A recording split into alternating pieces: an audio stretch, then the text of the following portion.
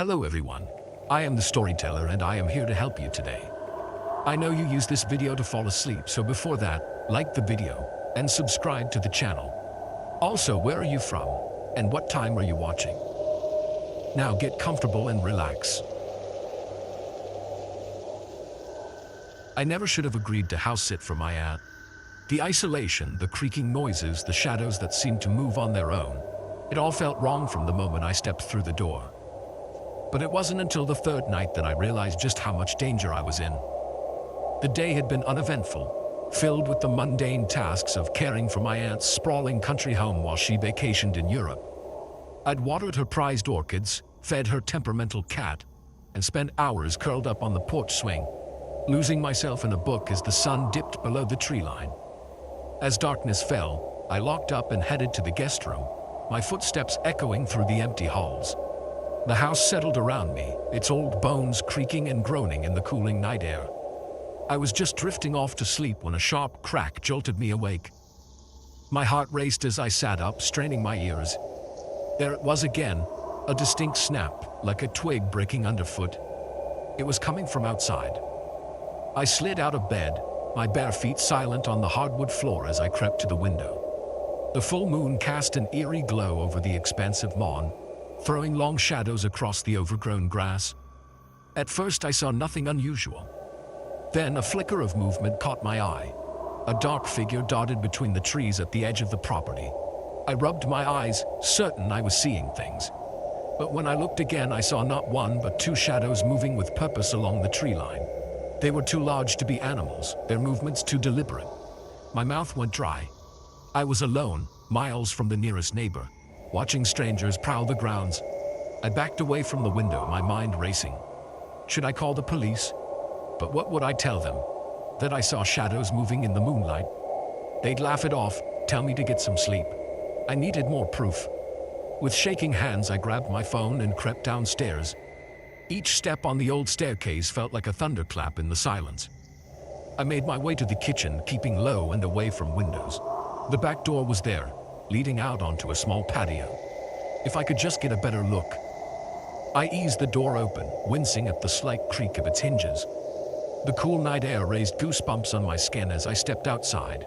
I could see more of the yard from here, the moonlight painting everything in shades of silver and black. Minutes ticked by as I scanned the tree line, my eyes straining in the darkness. Had I imagined it all? Was my mind playing tricks on me? Then I saw them. Two men dressed in dark clothing slipping from behind a large oak tree. They were heading towards the house. I ducked back inside, my heart pounding so hard I thought it might burst from my chest. This was real. This was happening. I had to do something. I rushed to the front door, checking that it was locked. Same with all the windows on the ground floor. As I secured the last one, the floorboard creaked behind me. I whirled around, expecting to come face to face with an intruder. But the hallway was empty. It was just the house settling, I told myself. Just the house. Back in the kitchen, I grabbed the largest knife I could find. Its weight in my hand was reassuring, even as my palm grew slick with sweat. I needed to call for help. I reached for my phone only to find the screen black and unresponsive. Dead battery. Of course, the landline. There had to be a landline. I searched frantically, trying to remember where I'd seen a phone. Study, living room. My panic was making it hard to think straight. Another noise stopped me in my tracks, a scraping sound like metal on metal. It was coming from the front door. They were trying to get in. I pressed myself against the wall, knife clutched to my chest. My options were limited. I could try to run, but where? The dense woods surrounding the property would only give them more places to hide, to ambush me. I could fight, but against two men, the odds won in my favor. The scraping stopped, replaced by hushed whispers. I couldn't make out the words, but the tone was clear. Frustration. The lock was holding. I had to use this time. Had to find a way to contact someone, anyone. Moving as quietly as I could, I made my way to my aunt's study. There on the antique desk was an old rotary phone. I thought it was just for show, a quaint relic from a bygone era. Now it was my lifeline. I picked up the receiver, nearly sobbing with relief when I heard the dial tone. My fingers shook as I dialed 911. 911, what's your emergency? The calm voice on the other end was the most beautiful sound I'd ever heard. There are men trying to break into the house, I whispered, afraid they might hear me. I'm alone. Please, you have to send someone. Stay calm, ma'am. Can you give me your location? I rattled off the address, my eyes darting to the study door every few seconds. Officers are on their way, the dispatcher assured me. Is there a safe place you can hide until they arrive? Before I could answer, a loud crash echoed through the house, the sound of shattering glass followed by heavy footsteps. They're inside, I gasped into the phone. Oh God, they're inside. Ma'am, find somewhere to hide. Don't confront them. Help is coming. I dropped the phone and looked around wildly. The study had no lock, no closet, nowhere to conceal myself. But there, behind a heavy bookcase, was a small door, a crawl space, a secret room. I didn't know and didn't care. It was my only option. I squeezed behind the bookcase, my hands slick with sweat as I fumbled with the tiny doorknob. It opened with a soft click, revealing a small, dusty space beyond. I crawled inside just as I heard footsteps approaching the study. Curled up in the darkness, I tried to control my breathing. Each inhale sounded deafening to my ears. Surely they would hear me. Surely they would find me. The study door creaked open. Heavy footsteps entered the room. Check everywhere, a gruff voice commanded. The boss wants those documents and he wants them tonight. Documents? What documents? My confusion momentarily overshadowed my fear. What could my aunt possibly have that these men wanted so badly? I heard them rummaging through the desk, pulling out drawers, shuffling papers. Books thudded to the floor as they searched the shelves. Nothing here, one of them grunted. You sure this is the right place? Has to be. Keep looking. They were getting closer to my hiding spot. I could see slivers of light through the cracks in the door as they moved around the room. My grip tightened on the knife. If they found me, I'd go down fighting. A beam of light swept across the door, a flashlight. They were right on the other side. Hey, what's this? My heart stopped. Had they found the door? But the footsteps moved away towards the desk. Looks like some kind of safe behind this painting. Jackpot. Their excitement was palpable. Whatever they were looking for, they thought they'd found it. I allowed myself a small spark of hope. Maybe they'd take what they wanted and leave. The sound of sirens in the distance shattered that hope. Shit, cops. Grab what you can, we gotta go. The room exploded into frantic activity. I heard the sound of tearing paper, hurried footsteps, muffled curses. Then, as quickly as they come, they were gone. I stayed frozen in my hiding spot, afraid to move, afraid to breathe. The sirens grew louder, then stopped. Car doors slammed. Voices called out, "Police, is anyone inside?" Tears of relief streamed down my face as I pushed open the tiny door. I crawled out from behind the bookcase, my legs shaky, my whole body trembling. "In here," I called out, my voice hoarse. "I'm in here." The next few hours passed in a blur. Police swarmed the house, taking my statement, dusting for fingerprints, photographing the mess left behind. I learned that the men had escaped, disappearing into the woods before the police arrived. But they'd left evidence behind. Muddy footprints, a dropped burner phone, and the torn documents they'd been so desperate to find. As dawn broke, I sat on the porch steps, a shock blanket draped over my shoulders. A kind-faced detective sat next to me, his notebook open. "You did good," he said softly. "Real good. Not many people would have kept their cool like that." I managed a weak smile. I didn't feel very cool, I was terrified. "That's natural. But you stayed smart, stayed hidden. That's what matters." He paused, flipping through his notes. "Now about these documents they were after. Your aunt ever mentioned anything about them? Anything that might be valuable or sensitive?"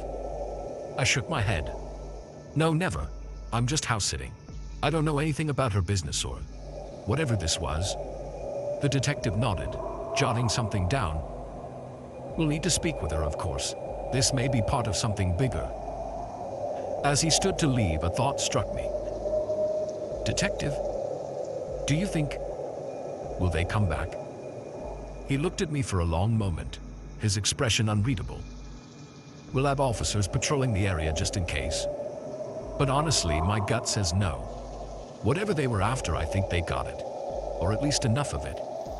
His words were meant to be reassuring, but as I watched him walk away, I felt a chill that had nothing to do with the morning air. Because deep down, I knew he was wrong. They would be back. Maybe not today, maybe not tomorrow. But someday when we least expected it, they would return. And next time they might not leave witnesses behind.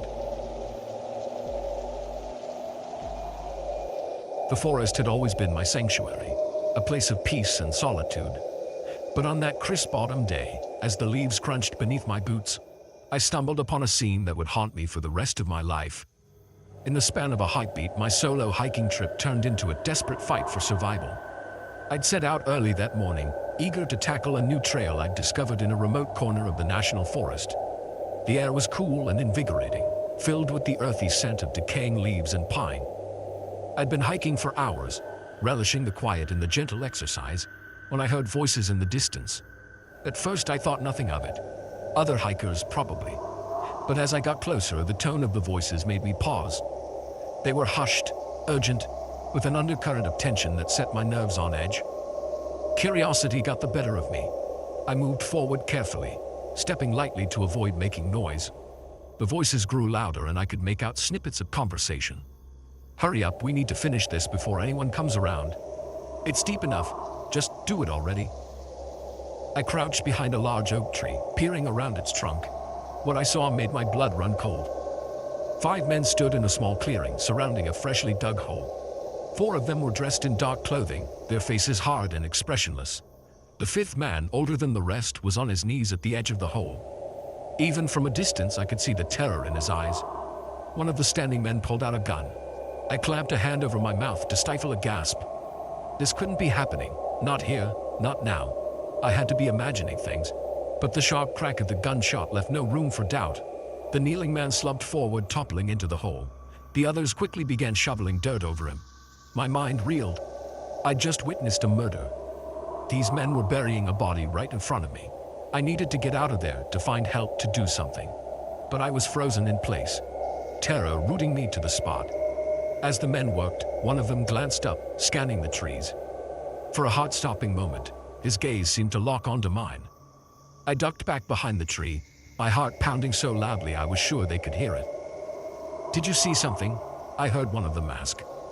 "Thought I did. Probably just an animal. Check it out, we can't take any chances." Panic surged through me. I had to move now.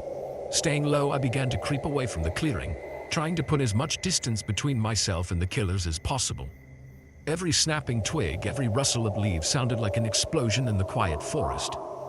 I heard footsteps behind me getting closer. They were coming. They knew someone was here. I abandoned all pretense of stealth and ran. Branches whipped at my face as I tore through the underbrush, my lungs burning with each desperate breath. I could hear them shouting now, their voices filled with anger and alarm. "Over there, I see someone." A gunshot rang out, splintering the bark of a tree inches from my head. I changed direction, zigging and zagging through the trees, trying to make myself a harder target. My foot caught on an exposed root, sending me sprawling. I hit the ground hard, the impact knocking the wind out of me. For a moment I lay there, dazed and gasping for air. The sound of approaching footsteps jolted me back to reality. I scrambled to my feet, ignoring the pain in my ankle, and limped forward. I needed to find somewhere to hide, somewhere they couldn't find me. Up ahead I spotted a dense thicket of bushes. It wasn't much, but it was my only option. I dove into the bushes, thorns scratching my skin as I burrowed deeper. Through the leaves I could see the men spreading out, searching methodically through the area. "Find them," one of them barked. "Whoever it is, they can't have gotten far." I held my breath as one of the men passed within feet of my hiding spot. He paused, looking around carefully, his gun held ready. I could see the cold determination in his eyes. If he found me, he wouldn't hesitate to pull the trigger. Minutes stretched into what felt like hours. My muscles cramped from holding still for so long, but I didn't dare move. The slightest rustle could give me away. Eventually, their voices grew more distant. They were moving away, expanding their search area. I allowed myself a tiny sigh of relief, but I knew I wasn't safe yet. I had to get out of these woods and find help. Slowly, painfully, I extracted myself from the bushes. My clothes were torn, my skin scratched and bleeding, but I was alive. That was what mattered. I tried to orient myself, to figure out which direction would lead me back to the trailhead. But in my panic, I'd lost all sense of direction. The trees all looked the same, the landscape unfamiliar and threatening. My phone. I could use it to call for help or at least check my GPS. I pulled it out of my pocket, my hand shaking so badly I nearly dropped it. No signal. Of course, I was too deep in the wilderness. A twig snapped behind me. I whirled around, my heart leaping into my throat. Nothing, just the wind in the trees. But the sound galvanized me into action. I couldn't stay here. I had to keep moving. I picked a direction and started walking, trying to move as quietly as possible while still covering ground quickly. Every sound made me flinch. Every shadow seemed to hide a threat. The forest that had once been so welcoming now felt oppressive and dangerous. As I walked, my mind raced. What would happen if they caught me? Would they kill me too, bury my body next to their other victim? Or would they try to take me alive, to find out what I'd seen and who I might have told? The thought spurred me on, pushing me to ignore the pain in my ankle and the burning in my lungs. I had to survive. I had to tell someone what I'd witnessed. The sun was starting to dip below the tree line when I finally heard the sound of running water. A river. If I could find it, I could follow it downstream. Rivers often led to roads or towns. I changed course, heading towards the sound. The terrain became steeper, more treacherous. I had to climb over fallen logs and skirt around deep ravines, but the sound of water grew louder, spurring me on. Finally, I broke through the tree line and saw the river below. It was wide and fast-moving, its waters dark in the fading light. Relief flooded through me. I'd found a way out. I was so focused on the river that I almost missed the sound of voices coming from upstream. My blood ran cold. They were still out there, still searching. I looked around frantically for somewhere to hide. There, a few yards away, was a small overhang created by erosion under the riverbank. I hurried towards it, my feet slipping on the damp earth. I'd just ducked under the overhang when I saw them. Two of the men from the clearing, making their way along the riverbank. They were moving slowly, carefully scanning the area. I pressed myself against the dirt wall, trying to make myself as small as possible. They were going to walk right past me. If they looked down, if they decided to check under the overhang, I was done for. My whole body trembled as they approached. I could hear their footsteps, could smell the acrid scent of cigarette smoke. One of them paused right above me. "See anything?" he called to his companion. "Nah, you." There was a long pause. I didn't breathe, didn't move, didn't even blink. "Nothing. Come on, it's getting dark. Boss wants us back." Their footsteps receded, but I stayed frozen in place. It wasn't until the forest had been silent for several minutes that I finally allowed myself to move. I crawled out from under the overhang, my legs shaky and weak. The reality of how close I'd come to being caught hit me like a physical blow. I sank to my knees, my whole body shaking with delayed shock and fear. But I couldn't stay there. Night was falling, and I was still in danger. I forced myself to my feet and began following the river downstream, staying close to the tree line in case I needed to hide again. I walked through the night, jumping at every sound, terrified that at any moment I'd hear footsteps behind me. But slowly, gradually, the sounds of civilization began to reach me. The distant hum of traffic, the bark of a dog. As dawn broke, I stumbled out of the forest and onto a road. A passing driver, seeing my battered and disheveled state, stopped to help. Within hours, I was sitting in a police station recounting my harrowing experience to a room full of grim-faced officers. They believed me. Search parties were sent out, and eventually they found the clearing in the freshly dug grave. The men were caught. A vast criminal operation exposed and dismantled. But even now, months later, I can't shake the memory of that day. The crack of the gunshot, the cold eyes of the killers as they searched for me, the overwhelming terror of being hunted. I don't go hiking anymore. The forest, once my sanctuary, has become a place of nightmares. But sometimes in my darkest moments, I wonder if a part of me is still out there, still running, still hiding, forever trapped in that endless, terrifying chase.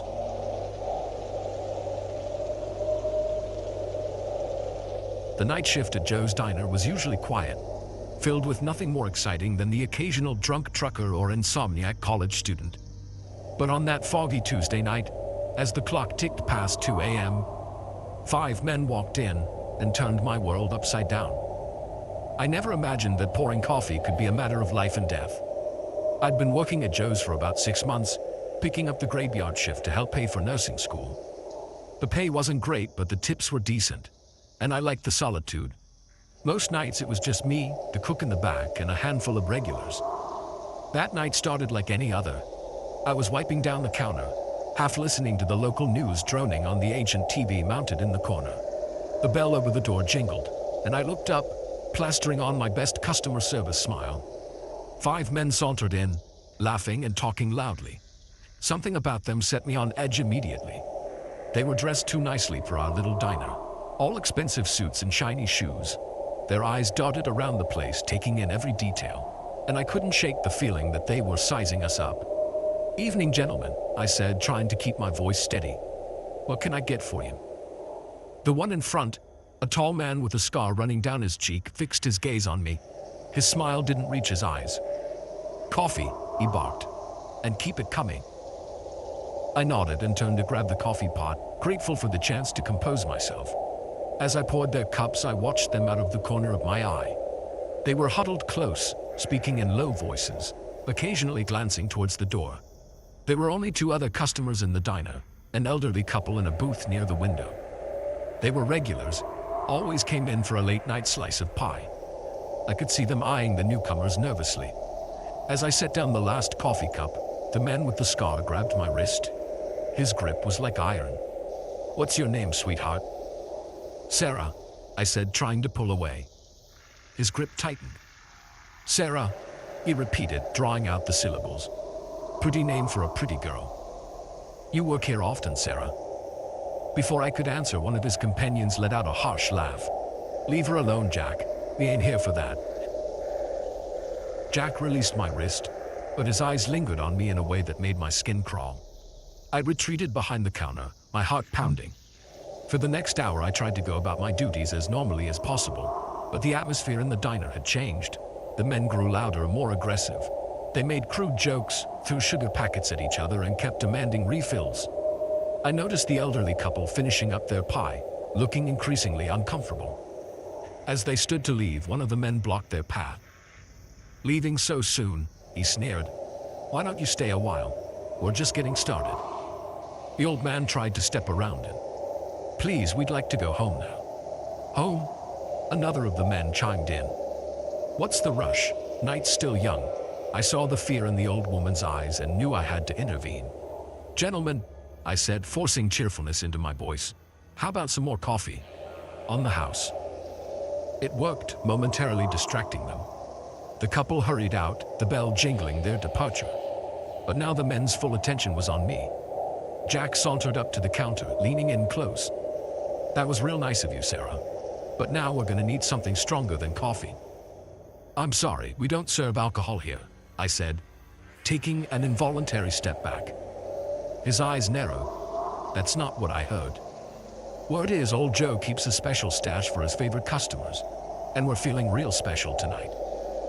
I shook my head. "There's no alcohol here, just coffee and food." Jack's hand shot out, grabbing my shirt and pulling me close. "Don't lie to me, girl. We know all about this place. Now you're gonna get us that booze, or things are gonna get real unpleasant." Fear coursed through me. I could smell the alcohol on his breath, see the dangerous glint in his eyes. These men were trouble, and I was alone with them. "Let her go," a gruff voice called out. I turned to see Mike, our cook, standing in the kitchen doorway. He was holding a large knife, his face set in grim determination. Jack released me, turning to face Mike with a smirk. "Well, look at this. The knight in shining armor. You gonna stop us, old man?" Mike stepped forward, the knife steady in his hand. "I'm calling the cops. You boys need to leave. Now." For a moment I thought they might listen. Then Jack lunged forward, knocking the knife from Mike's hand. The other men sprang into action, overturning tables and throwing chairs. I ducked behind the counter, fumbling for my phone. With shaking hands, I dialed 911. 911, what's your emergency? "Please help," I whispered. "Joe's Diner on Highway 5. There are men here, they're violent. They're attacking the cook. Please hurry."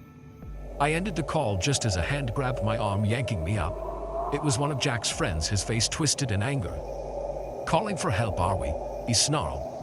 That wasn't very smart. He dragged me out from behind the counter, The diner was in chaos. Tables were overturned. Broken glass littered the floor.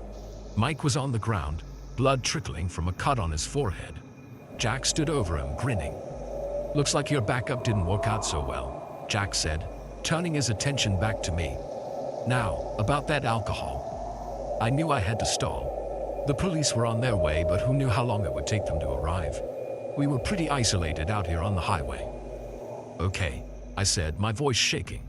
"Okay, I'll show you where it is. Just don't hurt anyone else."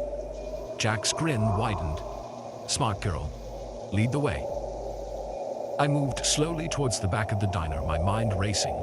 There was no secret stash of alcohol. Joe ran a clean place, but maybe if I could get them into the storeroom, I could lock them in. As we reached the storeroom door, I heard sirens in the distance. Jack heard them too. His face darkened. "You little bitch," he growled. "You called the cops." He raised his hand to strike me, but at that moment the diner's front window exploded in a shower of glass. Red and blue lights flooded the restaurant. "Police!" Hands where we can see them. Everything happened so fast after that. The men tried to run, but there was nowhere to go. Officers swarmed in, weapons drawn. I saw Jack being slammed against a wall, handcuffs clicking into place. Someone wrapped a blanket around my shoulders, led me outside. The cool night air hit me, and suddenly I was shaking uncontrollably. The adrenaline that had kept me going was wearing off, leaving me weak and terrified. I gave my statement to a kind-faced officer, watching as the men were loaded into police cars. Mike was being tended to by paramedics. He caught my eye and gave me a weak thumbs up. As dawn broke, casting a pale light over the battered diner, I sat on the curb, clutching a cup of truly awful police station coffee. The officer who had taken my statement approached, squatting down beside me. "You did good in there," he said softly. "Real good. Not many people would have kept their cool like that." I managed a weak smile. I was terrified. That's natural. But you stayed smart, kept your head. You probably saved lives tonight. He paused, flipping through his notebook. "Turns out these guys are wanted in connection with a string of robberies across 3 states. They've been hitting isolated places, terrorizing people. Thanks to you, we caught them." I nodded, not really processing his words. All I could think about was how close we had come to real tragedy. How different things could have been if I hadn't made that call, if the police hadn't arrived when they did. The sun was fully up by the time I finally left the diner.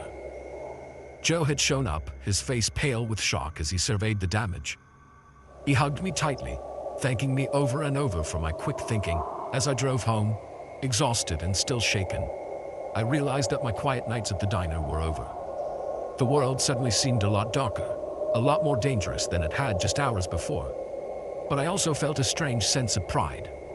I had faced true danger and come out the other side. I had protected myself and others. Maybe, just maybe, I was stronger than I had ever given myself credit for.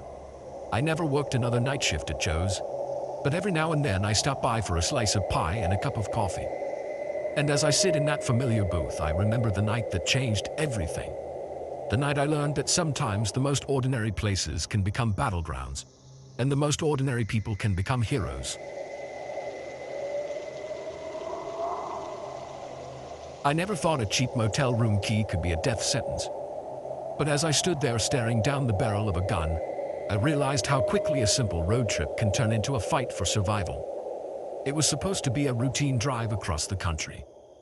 I'd been on the road for days, making my way from California to New York for a new job. The monotony of endless highways and fast food stops had become my new normal. So when I saw the flickering neon sign of the Pinewood Motel just off the highway in rural Kentucky, I didn't think twice about pulling in. The place was a dump, if I'm being honest. Peeling paint, a pothole-riddled parking lot, and a sign missing a few letters. But after 12 hours of driving, it looked like the Ritz-Carlton to my tired eyes. The manager barely looked up from his ancient TV as I walked in. He was a burly guy with a thick beard and even thicker accent. "Room for the night?" he grunted. I nodded, stifling a yawn. "Just passing through." He slid a key across the counter, an actual metal key, not one of those modern key cards. "Room 7, checkouts at 11. I trudged to my room, the key feeling heavy in my hand. The door creaked open, revealing a space that had last been updated sometime during the Carter administration. but it had a bed and a shower, and that's all I cared about. I was just about to collapse onto the musty comforter when a sharp knock at the door made me jump. Confused, I opened it, expecting to see the manager. Instead, I found myself face to face with three men I'd never seen before. The one in front, a tall guy with a scar running down his cheek, smiled. It wasn't a friendly smile. "Evening, friend, mind if we come in?" Before I could respond, they pushed past me into the room. The door slammed shut behind them, and I felt my heart rate skyrocket. The tall one pulled out a gun, pointing it casually in my direction. "Sit down," he said, gesturing to the bed. "We need to have a chat." I sank onto the bed, my legs suddenly feeling like jelly. "Look, I don't want any trouble. If it's money you want, I don't have much, but..." The man with the gun cut me off with a harsh laugh. "We don't want your money. We want information. Now tell us who you're working for." I blinked, confusion momentarily overriding my fear. "Working for? I'm not.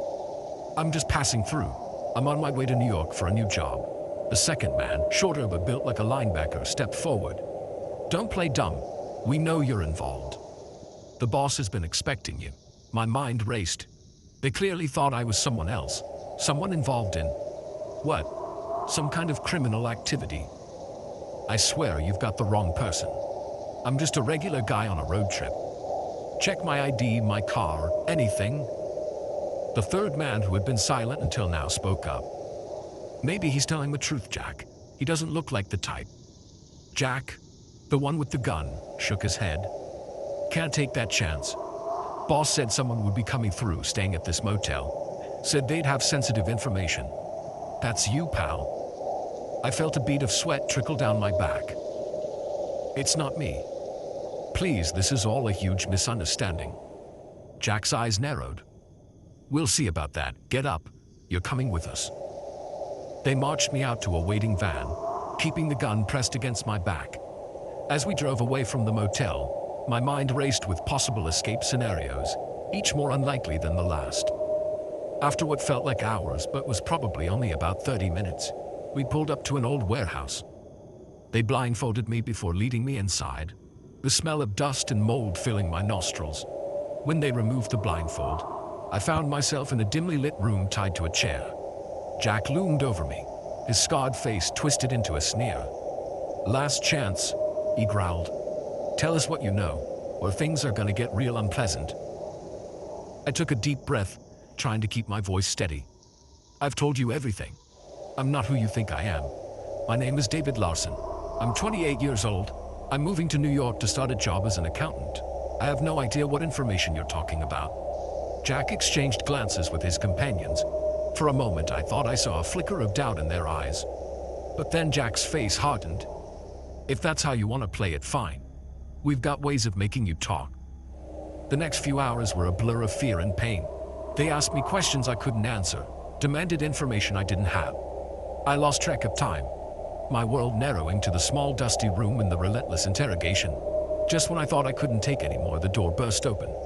A new man entered, his expensive suit a stark contrast to the dingy surroundings. The others immediately straightened up, a mix of respect and fear on their faces. "What the hell is going on here?" the newcomer demanded. Jack stepped forward. "Boss, we caught the guy you told us about. He was at the motel just like you said. But he won't talk." The boss's eyes narrowed as he looked me over. "This isn't him, you idiots. This guy's nobody." A wave of relief washed over me, quickly followed by a surge of anger. "That's what I've been trying to tell them," I shouted, my voice hoarse. The boss turned to Jack, his voice dangerously quiet. "You grabbed the wrong person. Do you have any idea what you've done? The real courier will be long gone by now." Jack's face paled. But you said..." "I said to watch for someone suspicious, not to kidnap the first person who checked in." The boss ran a hand through his hair, clearly agitated. "This is a mess, a big, fucking mess." He turned back to me, his expression unreadable. "Mr. Larson, is it? I apologize for this misunderstanding. My associates were a bit overzealous in their duties." I almost laughed at the absurdity of his polite tone. "Overzealous? They kidnapped me, tortured me?" The boss nodded, looking almost embarrassed. "Yes, well, that presents us with a bit of a problem. You see, we can't exactly let you go now that you've seen our operation. My momentary relief evaporated. But I don't know anything. I couldn't identify any of you. I don't even know where we are. I'm afraid that's not good enough, the boss said, shaking his head. He turned to Jack. Take care of this. Make it clean. As they untied me from the chair, my survival instinct kicked into overdrive. I knew if they got me out of this room, I was as good as dead. With strength born of desperation, I shoved Jack as hard as I could the moment my hands were free. He stumbled backwards, caught off guard. I didn't wait to see if he'd recover. I ran, barreling past the shocked men and out into a larger warehouse space. Shouts echoed behind me as I weaved between stacks of crates and old machinery. I had no idea where I was going, just that I needed to get out. My lungs burned, my muscles screamed in protest, but I kept running. I spotted a window, grimy but large enough to fit through. Without hesitation, I grabbed a nearby piece of metal and smashed it. The sound of breaking glass was like a starting gun. I could hear my pursuers getting closer. I dove through the window, feeling shards of glass scrape my skin. I hit the ground hard, the impact knocking the wind out of me. But I couldn't stop. I scrambled to my feet and ran into the night. I ran until my legs gave out, collapsing in a dense patch of woods. As I lay there gasping for breath, I strained my ears for any sign of pursuit. But all I heard was the normal sounds of the night crickets, rustling leaves, my own pounding heartbeat. When I felt I could move again, I carefully made my way through the woods. I had no idea where I was, but I knew I needed to find help. After what felt like hours, I saw lights in the distance, a gas station. The attendant looked alarmed when I stumbled in, covered in dirt and blood. But when I begged him to call the police, he didn't hesitate. The next few days were a whirlwind of police statements, hospital visits, and phone calls to my worried family. The police found the warehouse, but it had been cleaned out. No trace of the men who had held me captive. They never caught them. Sometimes I still look over my shoulder, half expecting to see Jack's scarred face in the crowd. But mostly I've tried to move on with my life. I made it to New York eventually, started that new job. But I've never been able to shake the memory of that night. How quickly normalcy can shatter. How a simple misunderstanding can spiral into a nightmare. These days, I avoid motels. I don't take road trips anymore. And I always double-check the locks on my doors. Because I know now how thin the line is between safety and danger. And how easily one can cross over to the other side. The crackling of the fireplace should have been comforting. Instead, it only served to mask the sound of our captors' footsteps as they paced outside the cabin door. What had started as an idyllic family getaway had turned into a hostage situation, with my wife, 2 kids, and I caught in the crosshairs of desperate fugitives. We'd been planning this vacation for months. A week in a secluded cabin, nestled deep in the mountains, away from the bustle of city life, and the constant ping of email notifications. No Wi-Fi, no cell service. Just us, nature, and quality family time. It was supposed to be perfect. The first 2 days were everything we'd hoped for. We hiked trails, roasted marshmallows, and spent evenings playing board games by lamplight. Our kids, Tommy and Sarah, aged 10 and 8, were having the time of their lives, free from the usual distractions of tablets and TV. It was on the 3rd night that everything changed. We'd just finished dinner and were settling in for a game of Monopoly when we heard it. The sound of a car engine growing louder as it approached the cabin. I frowned, exchanging a puzzled look with my wife, Lisa. We weren't expecting visitors, and the rental company had assured us we'd have complete privacy. I'll check it out, I said, moving towards the window. But before I could reach it, the front door burst open with a resounding crack. 3 men rushed in, brandishing guns. My heart leapt into my throat as I instinctively moved to shield my family. "Don't move," the leader shouted, his wild eyes darting around the cabin. "Nobody make a sound." Tommy let out a frightened whimper and Sarah clung to Lisa, burying her face in her mother's shirt. I held up my hands, trying to appear as non-threatening as possible. "Please," I said, my voice surprisingly steady despite the fear coursing through me. "We don't want any trouble. Take whatever you want and go." The leader, a tall man with a scraggly beard, let out a harsh laugh. "Ain't that simple, friend? We need a place to lay low, and looks like you folks are going to be our gracious hosts for a while." As the reality of our situation sank in, I felt a cold dread settle in the pit of my stomach. These men weren't simple burglars. They were on the run, desperate and dangerous. Over the next few hours, we learned bits and pieces of their story. They'd robbed a bank 2 states over and had been fleeing ever since. Our remote cabin was the perfect hiding spot while they waited for things to cool down. They herded us into the main bedroom, binding our hands with zip ties and ordering us to sit on the floor. I winced as the plastic cut into my wrists, but I was more concerned about my family. Tommy was trying to be brave, his jaw set in a determined line, but I could see the fear in his eyes. Sarah had gone eerily quiet, her small body trembling against Lisa's side. "It's going to be okay?" I whispered, trying to sound more confident than I felt. "We'll get through this." Lisa nodded, but I could see the doubt in her eyes. We both knew the statistics, the grim outcomes of many hostage situations. But we had to stay strong, for the kids. The night stretched on endlessly. The men took turns keeping watch, their low voices and occasional laughter a constant reminder of our predicament. I tried to keep track of time to formulate some kind of plan, but my thoughts kept scattering like leaves in the wind. As dawn broke, casting pale light through the bedroom window, I heard the men arguing in the living room. Their voices were hushed but intense, clearly disagreeing about their next move. "We can't stay here forever," one of them hissed. "The cops will find us eventually." "And what do you suggest?" the leader shot back. "We're in the middle of nowhere with no transportation. We leave now, we're sitting ducks." "What about them?" a third voice chimed in. My blood ran cold, knowing they were talking about us. "We can't just let them go when we leave. They'll talk." There was a long pause and I held my breath, straining to hear the response. "We'll cross that bridge when we come to it," the leader finally said. "For now, we sit tight." As the day wore on, a strange sort of routine developed. The men would allow us bathroom breaks one at a time, always under close supervision. They gave us water and some of the snacks we brought for the trip, but it did little to ease the gnawing fear in our stomachs. I tried to engage them in conversation, hoping to humanize us in their eyes. I talked about our jobs, our lives back home, anything to remind them that we were people, not just obstacles. Sometimes they'd respond, even sharing bits of their own stories. But then they'd catch themselves, their expressions heartening as they remembered the roles we were all playing in this dangerous game. It was during one of these conversations that I noticed something, a flicker of doubt in the youngest captor's eyes. He couldn't have been more than 25, and it was clear this wasn't the life he'd envisioned for himself. I filed that information away, hoping it might be useful later. As night fell again, I knew we had to do something. We couldn't just wait for whatever grim fate our captors had in store for us. I caught Lisa's eye, tilting my head slightly towards the kids. She nodded, understanding my unspoken message. We needed a plan.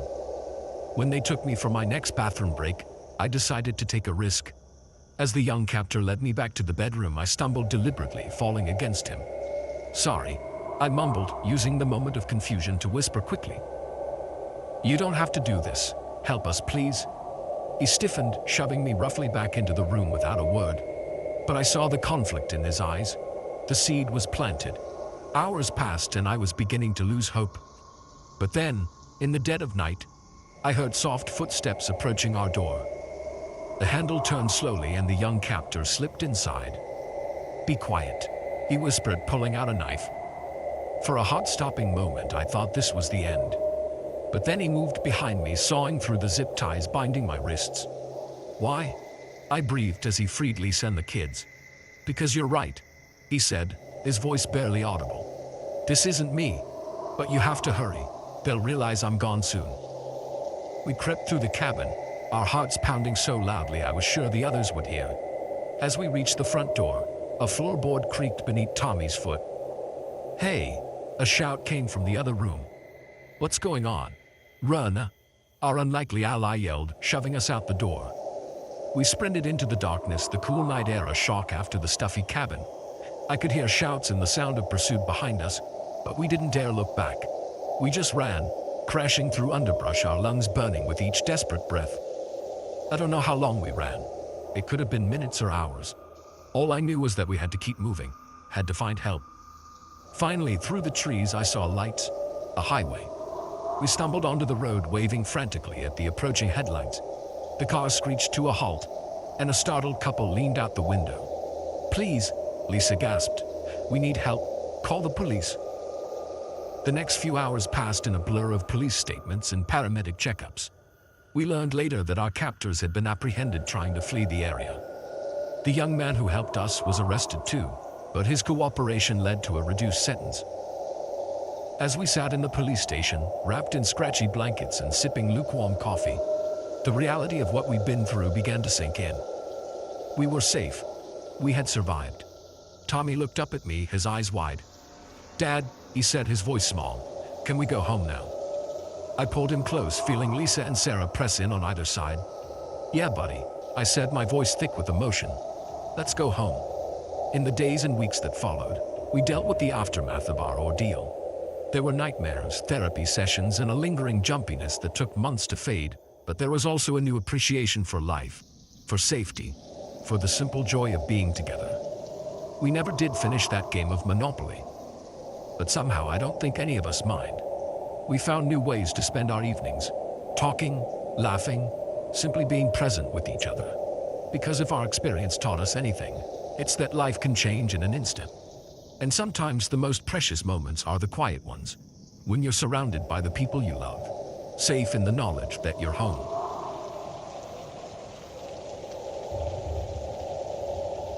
The soft hum of servers was usually a comfort, a white noise that filled the quiet nights at the data center. But on that fateful evening, as the lights flickered and died, that comforting hum gave way to an eerie silence that made my skin crawl. I never imagined that my boring night shift would turn into a fight to protect some of the world's most sensitive information and my life.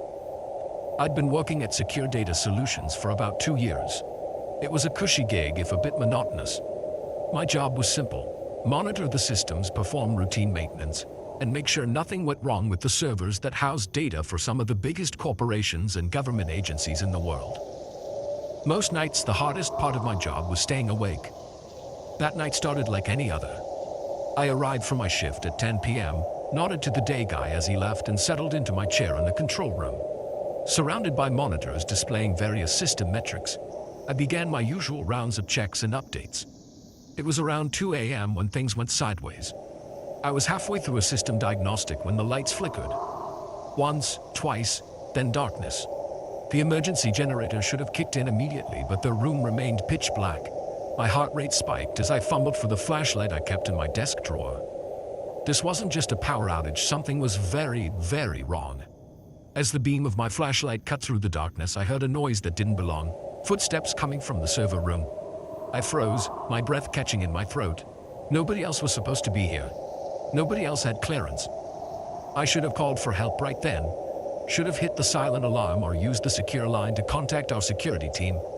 A curiosity and a misplaced sense of duty got the better of me. I had to see what was going on. Slowly, quietly, I made my way to the server room door. It was slightly ajar, a sliver of light spilling out. I peered through the crack, and my blood ran cold. 4 men, dressed in black, were methodically working their way through the server racks. They moved with purpose, clearly knowing exactly what they were looking for. This wasn't some random break-in. This was a targeted attack. I watched, paralyzed, as one of them inserted a device into a server. A few keystrokes later, and I knew they were copying data, stealing it. My mind raced, trying to figure out which client's information they might be after. The implications were staggering. A voice crackled over a radio, making me jump.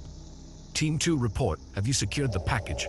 One of the men responded, his voice low. "Almost there, another 5 minutes and we'll have everything." I had to do something. These guys were professionals and I was just an IT geek with a flashlight. But I couldn't just stand by and let them walk out with God knows what kind of sensitive information. I backed away from the door, my mind racing. The silent alarm. If I could just reach the control room, I could alert the authorities without them knowing. It was our best shot. I turned to creep back down the hallway and my heart nearly stopped. There, at the other end, was a 5th intruder. Our eyes met, and for a split second the world seemed to freeze. Then he shouted, "We've got company," and all hell broke loose. I ran. I'm not proud of it, But in that moment, self-preservation kicked in and I bolted. I could hear them behind me, their heavy footsteps echoing off the walls. I ducked into a side corridor, hoping to lose them in the maze-like layout of the facility. My lungs burned as I ran, the beam of my flashlight bouncing wildly. I could hear them shouting, spreading out to search for me. I needed a plan fast. I found myself in the backup generator room. The massive machines loomed in the darkness, silent and useless. Whatever these guys had done to knock out the power, they'd thought of everything. As I caught my breath, trying to think, a crazy idea began to form. These servers, they generated a lot of heat. That's why we had such an extensive cooling system, a system that right now wasn't running. If I could restart the generators and turn on just the cooling system without powering up the rest of the facility, the sudden temperature change might trigger the fire suppression system. It would buy me some time, maybe even drive the intruders out. It was a long shot, but it was all I had. I made my way to the control panel, thanking every deity I could think of for those boring training sessions that had drilled the startup procedures into my head. My hands shook as I flipped switches and turned dials, praying I was remembering the sequence correctly. For a heart-stopping moment, nothing happened. Then, with a low groan, the generators rumbled to life. I quickly shut down every system except the cooling. Cold air began to blast through the vents. Now, I just had to wait and hope. I didn't have to wait long. Within minutes, I heard the first shouts of confusion.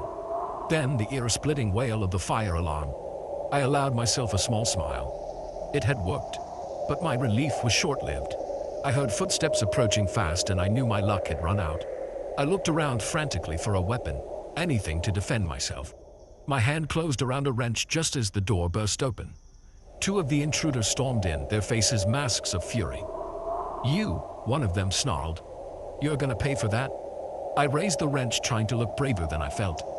"Stay back," I warned, my voice shaking. "The authorities are on their way." They laughed, a harsh sound that sent chills down my spine. "Nice try, kid. But we've got at least 10 minutes before anyone shows up. Plenty of time to finish the job and deal with you."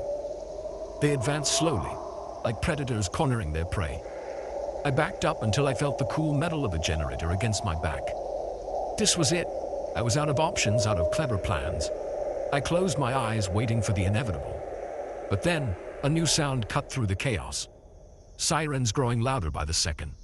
The intruders' heads snapped towards the sound, their faces suddenly unsure. "Shit," one of them muttered. "How did they get here so fast?" I didn't waste the opportunity. With all my strength, I swung the wrench, catching the nearest guy on the side of the head. He went down hard. The other one lunged for me, but I ducked. Years of high school wrestling finally paying off. As we grappled, I could hear more sirens, shouts, the sound of breaking glass. The cavalry had arrived. "Police, hands where we can see them." The intruder shoved me away, his face a mask of desperation. For a moment, I thought he might try to fight his way out. But then his shoulders slumped in defeat. He raised his hands slowly. The next few hours passed in a blur. Police swarmed the facility, securing the scene and rounding up the intruders. I gave statement after statement, my voice growing hoarse as I recounted the night's events over and over. As dawn broke, I found myself sitting on the back of an ambulance, a shock blanket draped over my shoulders. A detective approached, notepad in hand. "Mr. Chen," he said, his voice gruff but not unkind. "I've got to say, you did one hell of a job tonight. Your quick thinking probably saved millions of dollars worth of data, maybe more." I managed a weak smile. "Just doing my job, I guess." He chuckled. "Well, your job just helped us catch a group of cyber terrorists we've been after for months. You should be proud." As he walked away, the full weight of what had happened began to sink in. I had faced down professional criminals, outsmarted them, and lived to tell the tale. It didn't feel real. My boss arrived shortly after, his face a mix of concern and relief. "James," he said, gripping my shoulder. "Are you all right?" When we got the alert, I feared the worst. I nodded, too exhausted for words. He smiled, shaking his head in disbelief. "I don't know how you managed it, but you saved us. You're a hero. Hero." The word echoed in my mind as I was finally allowed to go home. As I drove, the first rays of sunlight painting the sky, I thought about how differently the night could have gone, how close I had come to failure, to much worse. I'm not sure I'd call myself a hero. I was just a guy doing his job, facing an extraordinary situation. But I do know this. I'll never look at my boring night shift the same way again. Because now I know that sometimes the difference between a normal night and a life-changing event is just one flicker of the lights. The bass pulsed through my body, a rhythm that once felt exhilarating, but now only amplified my growing panic. As I scanned the sea of unfamiliar faces, searching desperately for my friends, I realized how quickly a night of celebration could spiral into a nightmare. I never imagined that accepting help from a stranger would lead me into the darkest corner of the festival grounds, and possibly my life. It was supposed to be the highlight of our summer.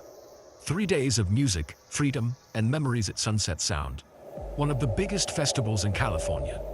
My best friends and I had been planning this trip for months, saving every spare dollar and coordinating our outfits with an enthusiasm that bordered on obsessive. The first day was everything we dreamed of. We danced until our feet ached, belted out lyrics to our favorite songs, and basked in the electric atmosphere that only comes from being surrounded by thousands of like-minded music lovers. As the sun set on day one, painting the sky in brilliant oranges and pinks, I remember thinking that life couldn't get any better than this. Day two started just as promising. We arrived early, eager to catch some of the smaller acts on the side stages. The crowds were thicker than the day before, and we had to hold hands to stay together as we navigated through the masses of people. It was during one of these migrations between stages that it happened. One moment I was gripping Megan's hand tightly as we pushed through a particularly dense crowd. The next, a surge of people separated us, and I found myself alone in a sea of strangers. I called out their names, Megan, Aisha, Tyler. But my voice was swallowed by the music and the chatter of the crowd. Panic began to set in as I realized I couldn't see any of them. I pushed my way to the edge of the crowd, hoping to spot them from higher ground. My heart raced as I stood on my tiptoes, craning my neck to search for any familiar face. But all I saw was an endless ocean of festival goers, each lost in their own world of music and revelry. I reached for my phone only to remember with a sinking feeling that the battery had died hours ago. We had all agreed to meet at the main stage if we got separated, but that was clear across the festival grounds. With no way to contact them and no idea which direction they might have gone, I felt utterly lost. That's when he appeared, tall, with kind eyes and an easy smile. He seemed to materialize out of nowhere. "You look a little lost," he said, his voice cutting through my rising panic. "Everything okay?" I hesitated for a moment, years of stranger danger, warnings flashing through my mind. But something about his demeanor put me at ease. Maybe it was the festival wristband on his arm, marking him as one of us. Or maybe it was just my desperation for any kind of help. "I got separated from my friends," I explained, hating how small and scared my voice sounded. "We were supposed to meet at the main stage if this happened, but I'm not sure how to get there from here." His smile widened. "No problem, I know a shortcut. It can get pretty confusing in here if you're not familiar with the layout. I'm Jake, by the way." "Emma," I replied, relief washing over me. "Thank you so much, you're a lifesaver." Jake started leading me through the crowd, navigating the maze of tents and stages with the confidence of someone who knew the place like the back of his hand. He kept up a steady stream of conversation as we walked, asking about the bands I'd seen and sharing his own festival experiences. It wasn't until we'd been walking for about 10 minutes that I started to feel uneasy. The crowds were thinning out and the music was growing fainter. We seemed to be heading towards the outskirts of the festival grounds, away from the main stages. "Are you sure this is the right way?" I asked, trying to keep the nervousness out of my voice. Jake glanced back at me, his smile never wavering. "Trust me, it's much quicker this way. Avoids all the main crowds."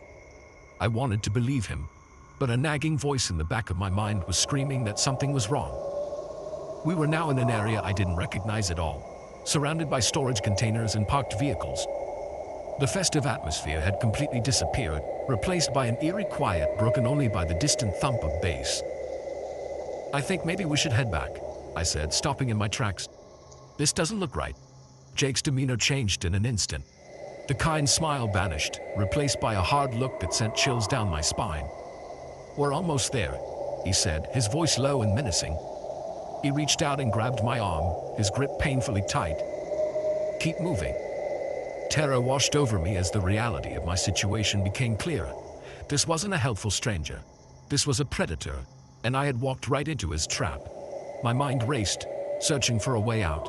I could scream, but would anyone hear me over the music? I could try to run, but to where? I didn't even know where I was anymore. Jake started pulling me towards one of the storage containers. My feet moved mechanically, my body on autopilot while my mind screamed in panic. This couldn't be happening. Not here, not now, not to me. We were just a few feet from the container when I heard it. A shout, followed by running footsteps. Jake's head snapped up, his eyes widening in surprise and anger. "Hey, get away from her." I turned to see a group of people running towards us. Festival security, their yellow jackets like beacons of hope in the gathering darkness. Jake's grip on my arm loosened for just a moment, and I seized the opportunity. I wrenched my arm free and ran towards the security guards, my legs shaking so badly I thought I might collapse. The next few minutes were a blur. Security surrounded Jake, who was now trying to play it off as a misunderstanding. I babbled out my story to a kind-faced woman in a security jacket, my words tumbling over each other in my haste to explain. They took Jake away in handcuffs, and I learned later that he was part of a group that had been targeting solo festival goers. The thought of what might have happened if security hadn't shown up when they did made me feel sick. The security team escorted me back to the main festival area where I was reunited with my friends. They had been frantically searching for me, and the relief on their faces when they saw me was palpable. We hugged and cried, the fear and tension of the past hour finally breaking. As we sat in the medical tent, sipping water and trying to process what had happened, I couldn't shake the feeling of violation, not just of my personal safety, but of the entire festival experience. What should have been a weekend of joy and music had been tainted by this brush with danger. But as I looked at my friends, saw the concern and love in their eyes, I felt a different kind of strength growing within me. We had come here together, and together, we would get through this. The festival wasn't over, and I refused to let one evil person ruin it for me. The next day, our final day at Sunset Sound, we stuck together like glue. We danced, we sang, we laughed. But there was a new awareness in our enjoyment. We looked out for each other, and for those around us with a vigilance born from experience. As the final notes of the closing act faded into the night, I stood with my arms around my friends, tears in my eyes. But they weren't tears of fear or sadness.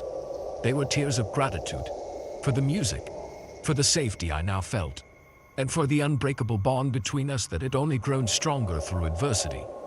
I learned a lot of lessons that weekend, about trust, about instincts, about the importance of true friendship. But perhaps the most important lesson was this: even in our darkest moments, there is light to be found. Sometimes it comes in the form of a security guard's yellow jacket. Sometimes it's in the unwavering support of friends. And sometimes it's in our own resilience, in our ability to face our fears and come out stronger on the other side. The festival may have ended, but its impact on me will last a lifetime. Every time I hear the songs we danced to that weekend, I'm reminded not of the fear I felt, but of the strength I discovered. And that, I think, is the real music that will play on in my heart forever.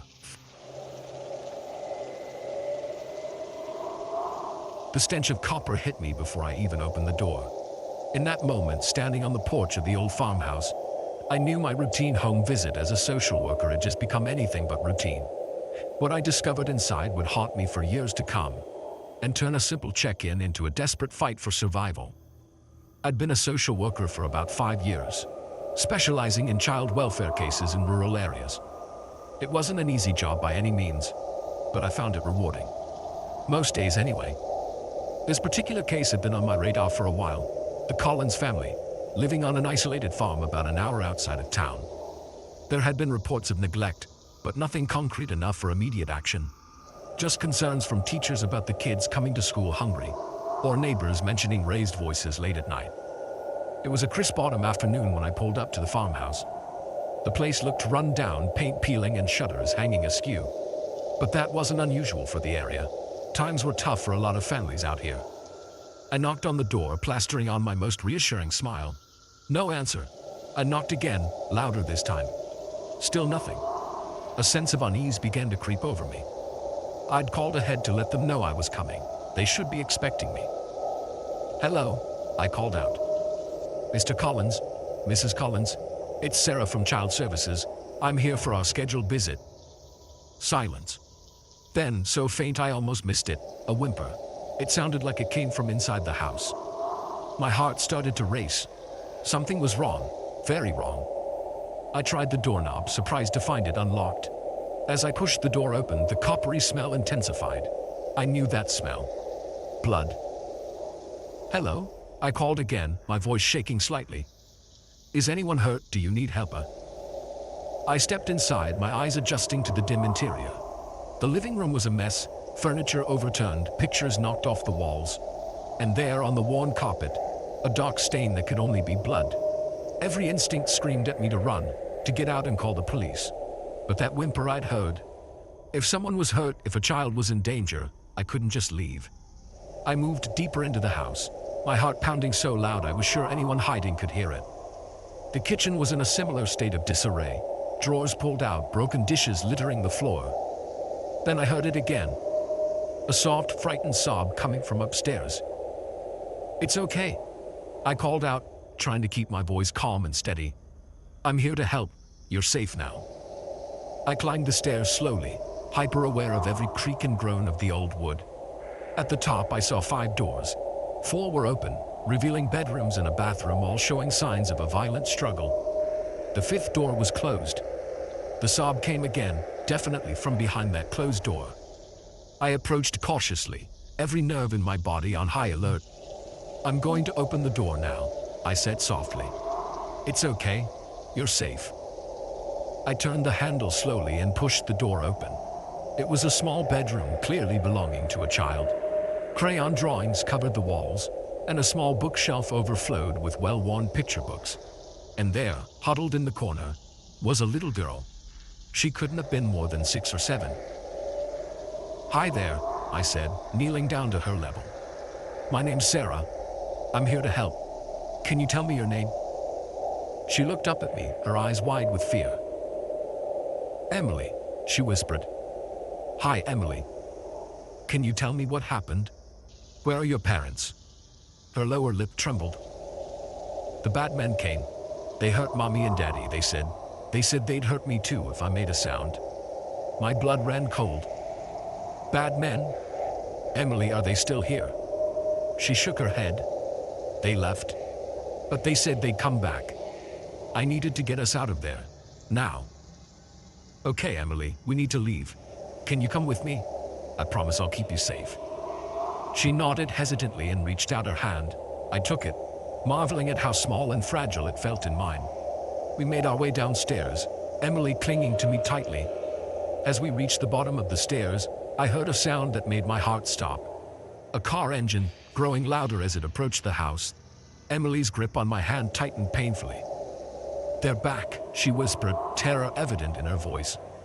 I looked around frantically, searching for a way out. The front door was out of the question.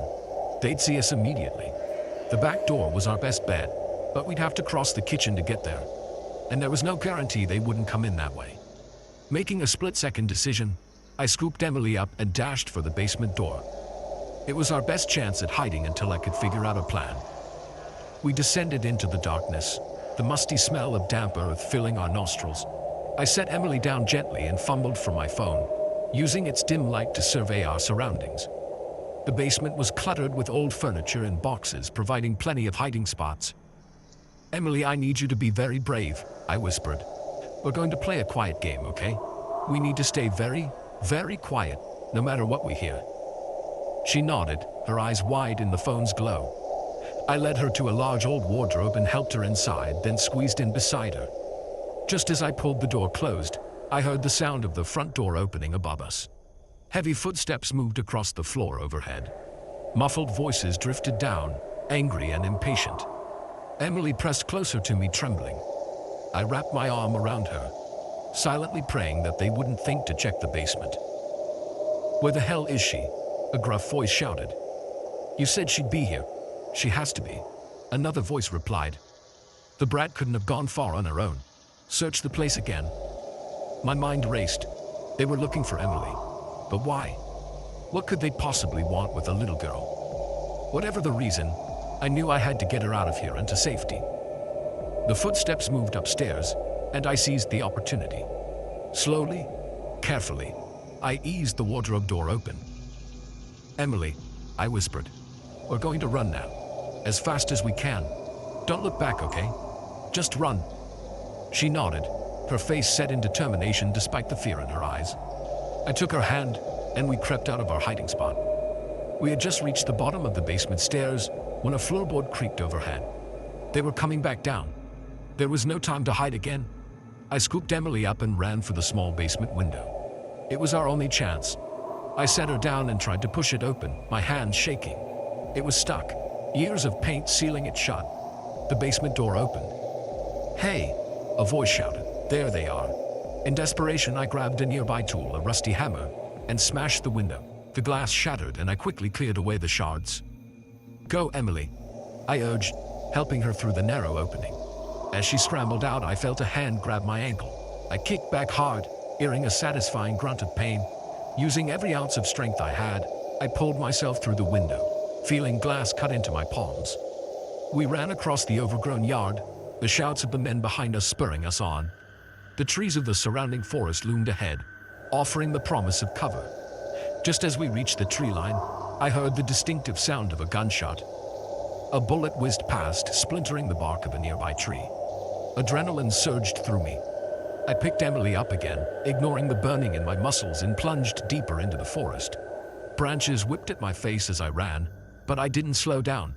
I could hear them crashing through the undergrowth behind us, getting closer. I don't know how long we ran. It felt like hours, but was probably only minutes. Finally, when my legs felt like they would give out, I spotted a dense thicket. It would have to do. I set Emily down and quickly ushered her into the bushes, following close behind. We huddled there, hardly daring to breathe as the men's voices grew closer.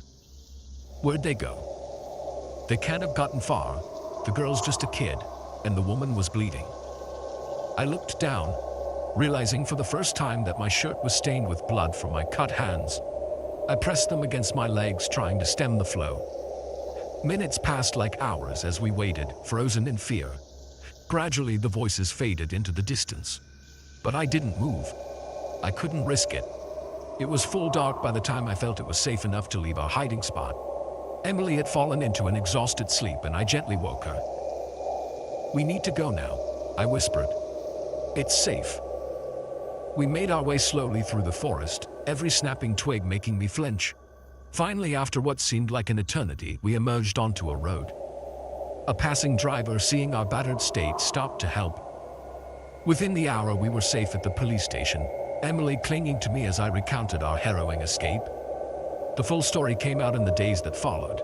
Emily's parents had witnessed a crime, a murder committed by a local gang. They were killed for their silence, and Emily was to be taken to ensure no one talked. As for me, I was hailed as a hero. But I didn't feel like one. I just felt lucky. Lucky that I had followed my instincts. Lucky that we had escaped. Lucky to be alive. I still work as a social worker, but now every time I approach a new house, I remember that day. I remember the smell of blood, the sound of gunshots, the feel of Emily's small hand in mine as we ran for our lives. And I'm reminded that in my line of work, routine can turn to danger in the blink of an eye.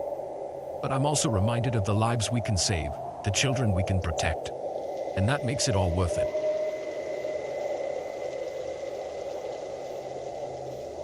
The moment his thumb jutted out from the shadows, I knew I'd made a mistake. But by then it was too late. The stranger was already climbing into my truck. And with him came a terror that would turn my simple act of kindness into a nightmarish fight for survival. It had been a long day on the road. I'd been driving since dawn, hauling a load of electronics from Reno to Salt Lake City. The monotony of the desert landscape had started to blur, each mile of highway indistinguishable from the last. That's when I saw him, a lone figure on the side of the road, thumb outstretched. I'm not usually one to pick up hitchhikers. Years on the road had taught me to be cautious. But something about this guy made me pause. Maybe it was the lateness of the hour, or the desolate stretch of highway. Whatever it was, I found myself easing off the gas and pulling onto the shoulder. As my truck ground to a halt, I got my first good look at him. He was younger than I expected, probably in his mid-20s, with a scruffy beard and clothes that had seen better days. A worn backpack hung from one shoulder. "Where you headed?" I called out, rolling down the passenger window. Just down the road a bit, he replied, flashing a grateful smile. Thanks for stopping, man. It's been a long day. I nodded, gesturing for him to hop in. As he climbed into the cab, I caught a whiff of cigarette smoke and something else I couldn't quite place. Name's Mike, I said, extending a hand. What brings you out to the middle of nowhere? He shook my hand, his grip firmer than I expected. Jake. And just trying to get home. Car broke down a few miles back. I pulled back onto the highway, the familiar rumble of the engine filling the silence. Jake seemed content to stare out the window, and I didn't push for conversation. The miles ticked by, the darkness outside broken only by the occasional passing car. It was Jake who finally broke the silence. So Mike, you've been driving long. About 15 years now, I replied, glancing over at him. It's a good life if you don't mind the solitude. He nodded, still staring out the window. Must see a lot of interesting things out here. Sometimes, I chuckled. Though mostly it's just road and more road. Jake shifted in his seat, and that's when I saw it. Just a flash, really, as his jacket rode up. But there was no mistaking the glint of metal tucked into his waistband. My heart rate spiked, but I forced myself to keep my eyes on the road. Maybe I was seeing things. Maybe it wasn't what I thought, but deep down I knew. I'd just let an armed stranger into my truck. So Jake, I said, trying to keep my voice steady. Where exactly is home for you? He turned to look at me, and the easy smile from earlier was gone. His eyes were hard now, calculating. Pull over, he said, his voice low and dangerous. I felt a chill run down my spine. Look, man, I don't want any trouble. If you want me to let you out, I can. I said, pull over, he shouted, and suddenly the gun was in his hand, pointed directly at me. My mind raced as I eased the truck onto the shoulder. This couldn't be happening, not to me, not out here in the middle of nowhere. All right, I said, raising one hand in a placating gesture while the other stayed on the wheel. Just take it easy. Whatever you want, it's yours. Jake's laugh was harsh and humorless. What I want is for you to shut up and drive. We're taking a little detour. He gestured with the gun, indicating I should get back on the road. As I merged onto the highway, my mind was in overdrive. I needed to find a way out of this, and fast. Where are we going? I asked, trying to keep my voice calm. You'll find out when we get there, Jake snapped. Just keep driving and keep your mouth shut. The next hour was the longest of my life. We drove in tense silence, the only sound the rumble of the engine and the occasional crackle of my CB radio. I thought about trying to signal for help, but Jake's eyes never left me. One wrong move and I knew he wouldn't hesitate to use that gun. Finally, he directed me to turn off onto a narrow dirt road. It wound through the desert away from the highway and any hope of rescue. After a few miles, a ramshackle building came into view. It looked like an abandoned gas station, long since left to rot in the unforgiving desert sun. Stop here, Jake ordered. I brought the truck to a halt, my hands shaking slightly on the wheel. Jake got out, keeping the gun trained on me as he walked around to my side. Out, he barked, yanking open my door. As I climbed down from the cab, my foot slipped on the running board. I stumbled, nearly falling. It was just the distraction I needed. In that split second, I lunged at Jake, catching him off guard. We grappled for the gun, the cold metal burning in my grip as we struggled. Jake was stronger than he looked, but desperation lent me strength. The gun went off, the sound deafening in the quiet desert night. For a heartbeat, neither of us moved. Then Jake crumpled to the ground, a dark stain spreading across his shirt. I stood there panting, the gun heavy in my hand. I couldn't believe what had just happened. Part of me wanted to run, to get back in my truck and drive as far and as fast as I could, but I knew I couldn't leave him there. With shaking hands, I checked for a pulse. It was there, weak but steady. The bullet had grazed his side, painful but not immediately life-threatening. I grabbed some rope from my truck and tied Jake up as best I could. Then I got on my CB radio and called for help, praying someone would hear me out here in the middle of nowhere. It felt like hours before I saw the flashing lights of approaching vehicles. Police cars and an ambulance appeared on the horizon, kicking up dust as they sped down the dirt road. The next few hours were a blur of questions and statements.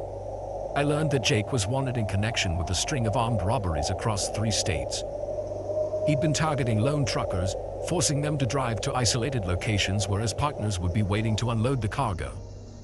As the sun began to rise, painting the desert in shades of pink and gold, a detective approached me. He looked tired but satisfied. "Mr. Thompson," he said, extending his hand, "I want to thank you for your bravery. You've helped us crack a case we've been working on for months." I shook his hand numbly, still trying to process everything that had happened. "I was just trying to survive," I mumbled. He nodded understandingly. "That's often when true bravery shows itself. You'll need to come down to the station to give a formal statement, but after that you're free to go. Your cargo's safe, and your company's been notified." As I climbed back into my truck, I caught a glimpse of myself in the rearview mirror. I looked older somehow, the lines on my face deeper than I remembered.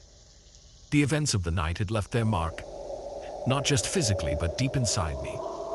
I started the engine, the familiar rumble bringing a small measure of comfort. As I pulled back onto the highway heading towards Salt Lake City to finally deliver my cargo, I couldn't help but reflect on how quickly life can change. One moment, you're just another trucker on a long haul. The next, you're fighting for your life against an armed criminal. It was a stark reminder of the unpredictability of life on the road, and the dangers that can lurk behind a simple outstretched thumb. But as the miles rolled by and the sun climbed higher in the sky, I felt something else alongside the lingering fear and shock. A sense of pride, perhaps, or resilience. I had faced the unthinkable and come out the other side. I had survived. From that day on, every time I saw a hitchhiker on the side of the road, I'd feel a twinge of that old fear. But I'd also remember the strength I found within myself on that desert night. And I'd keep driving, eyes on the road ahead, ready for whatever it might bring.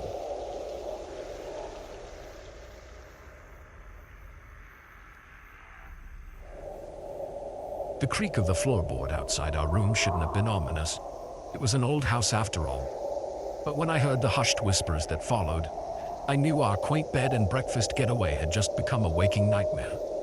My wife and I had unwittingly checked into a den of secrets, and our hosts had plans that didn't include a complimentary breakfast. Sarah and I had been looking forward to this weekend for months.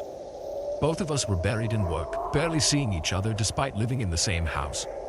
This little getaway to a charming B&B in the countryside was supposed to be our chance to reconnect, to remember why we fell in love in the first place. We arrived late Friday afternoon, the gravel driveway crunching under our tires as we pulled up to the Victorian-style house. It was picture perfect, with its wraparound porch and gingerbread trim. An older couple who introduced themselves as Martha and George greeted us warmly at the door. "Welcome to Willow Creek Bed and Breakfast," Martha said, her smile wide and inviting. "We're so glad you could join us." George took our bags, insisting, despite my protests, that it was no trouble at all.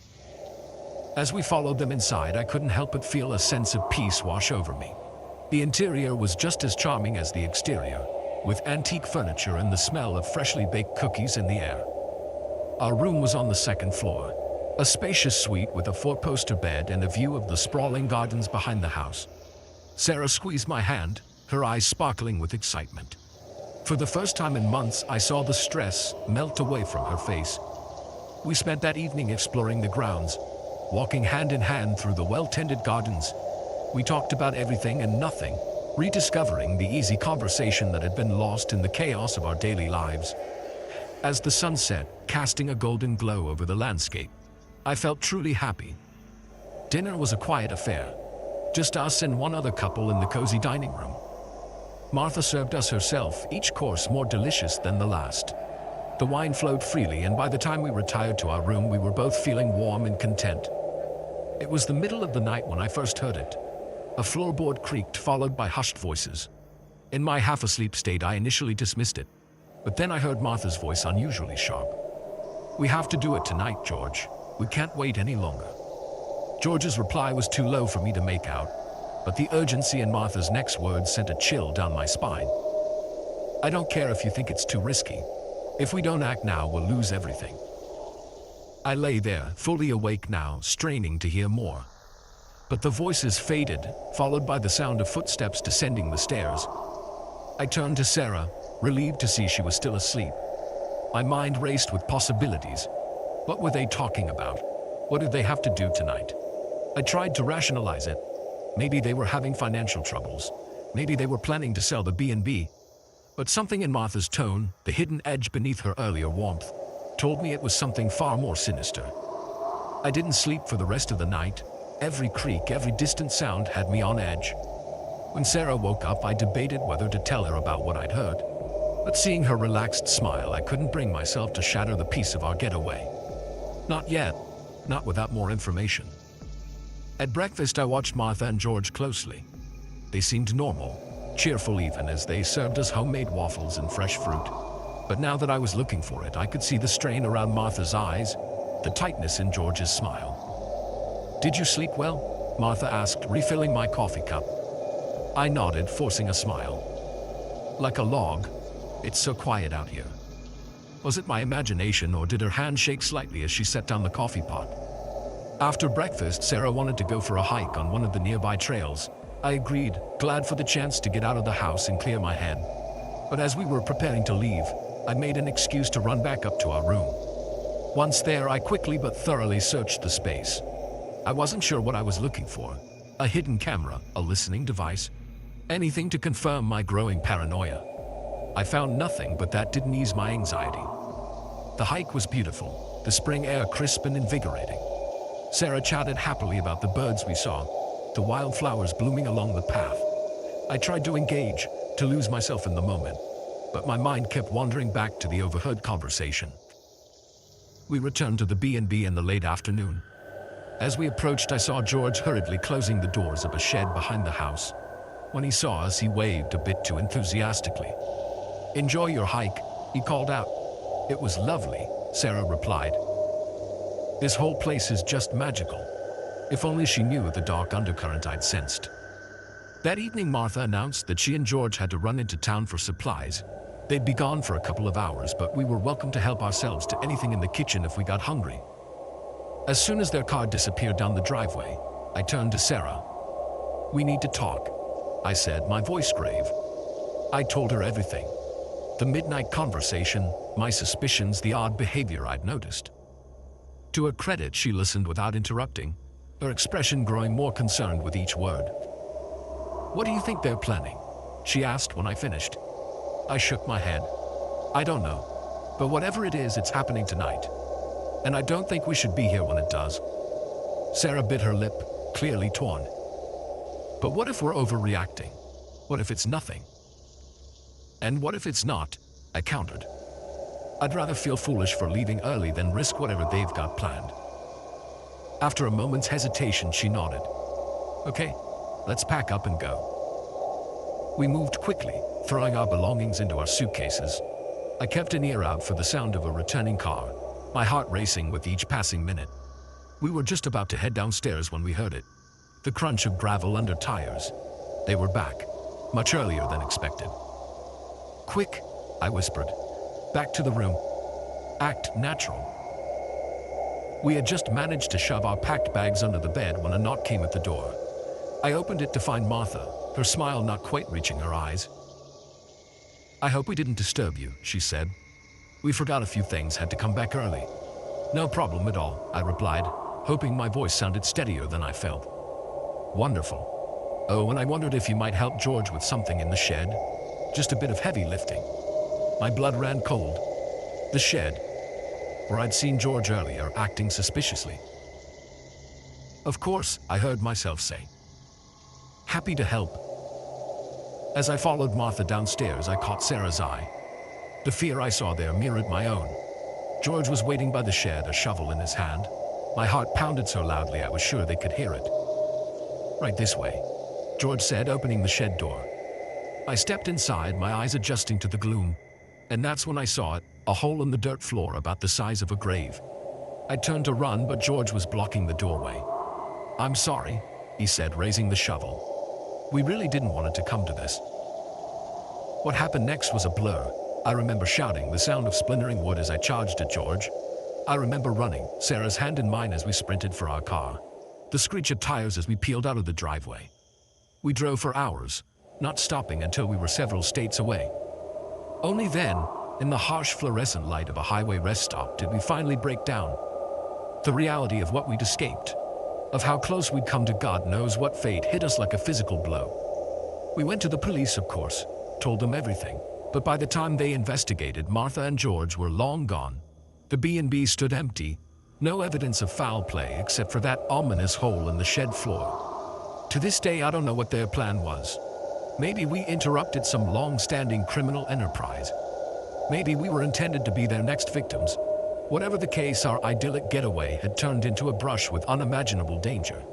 Sarah and I are closer now, bonded by our shared ordeal, but we've never stayed at another B&B. Some wounds, it seems, take longer to heal than others, and some quaint country inns hide secrets darker than we could ever imagine.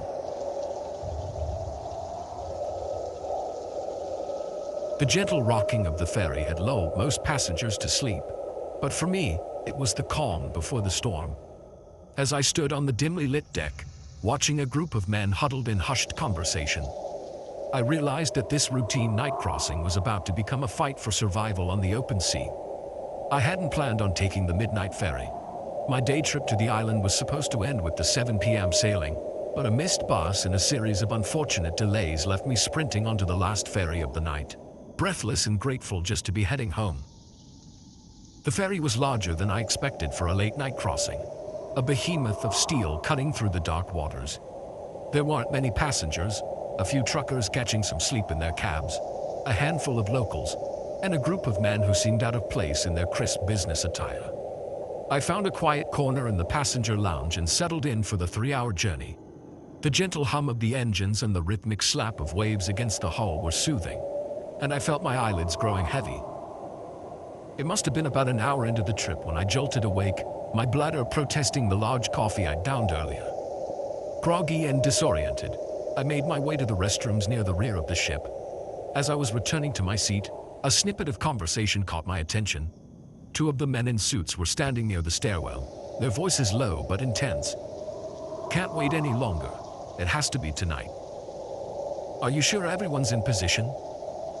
"Positive. Once we reach the halfway point, we make our move." A chill ran down my spine that had nothing to do with the cool night air. I quickened my pace, trying to appear nonchalant as I passed them. Their conversation ceased abruptly, and I could feel their eyes on me as I walked away. Back in my seat, my mind raced. What had I just overheard? It sounded like they were planning something that was going to happen on this ferry. But what? I tried to convince myself that I was overreacting, that I had misheard or misunderstood, but the pit in my stomach told me otherwise. I'd always prided myself on my intuition, and right now every instinct was screaming that something was very, very wrong. I decided to do a casual lap around the ferry just to ease my mind. As I walked, I counted the men in suits. There were 6 of them in total, spread out across the ship, but always within sight of each other. They seemed to be watching the few other passengers, their gazes calculating and cold.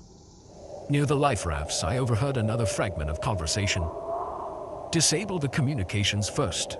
Can't risk them calling for help." My heart began to pound. This was real. These men were planning to take over the ferry. I needed to alert someone, but who? I hadn't seen any security personnel on board, and I was afraid to approach the captain directly in case one of the men saw me. I made my way to the purser's office, trying to appear calm. The purser, a middle-aged woman with kind eyes, looked up as I entered. "Can I help you?" I leaned in close, keeping my voice low. "I think there's something wrong. I've overheard some men talking about disabling communications and taking control of the ship." Her eyes widened, but to her credit, she maintained her composure. "Are you certain?" I nodded emphatically. "I know it sounds crazy, but I'm sure. There are 6 of them, all in suits. They're spread out across the ship." She reached for the phone on her desk, but before she could dial, the lights flickered and went out. Emergency lighting kicked in a moment later, casting an eerie red glow throughout the ship. "It's starting," I whispered, fear clutching at my throat. The purser's face had gone pale. "We need to get to the bridge. Now." We left the office, moving as quickly as we dared, but we'd only made it halfway down the corridor when 2 of the men in suits appeared, blocking our path. "Going somewhere?" one of them asked, his voice menacing. The purser stepped forward, her voice steady despite the fear I could see in her eyes. I need to check on the electrical systems. If you'll excuse us." "I don't think so," the other man said, pulling out a gun. "Both of you turn around and start walking." My heart was pounding so hard I thought it might burst from my chest. They marched us to the cargo hold, where we found the rest of the passengers and crew already gathered, fear evident on every face. One of the men, clearly the leader, stood before us. "Ladies and gentlemen, I apologize for the inconvenience. We've taken control of this vessel for our own purposes. Cooperate, and no one needs to get hurt." A murmur of panic rippled through the group. I scanned the faces, counting quickly. With a sinking feeling, I realized the captain and several crew members were missing. What had happened to them? The leader continued. "We'll be making a slight detour. Once we've reached our destination and completed our business, you'll all be free to go. Until then, I suggest you make yourselves comfortable." As he spoke, I noticed one of the other men fiddling with what looked like a signal jammer. That explained why no one had been able to call for help. Hours passed in tense silence. The ferry changed course, heading deeper into open waters.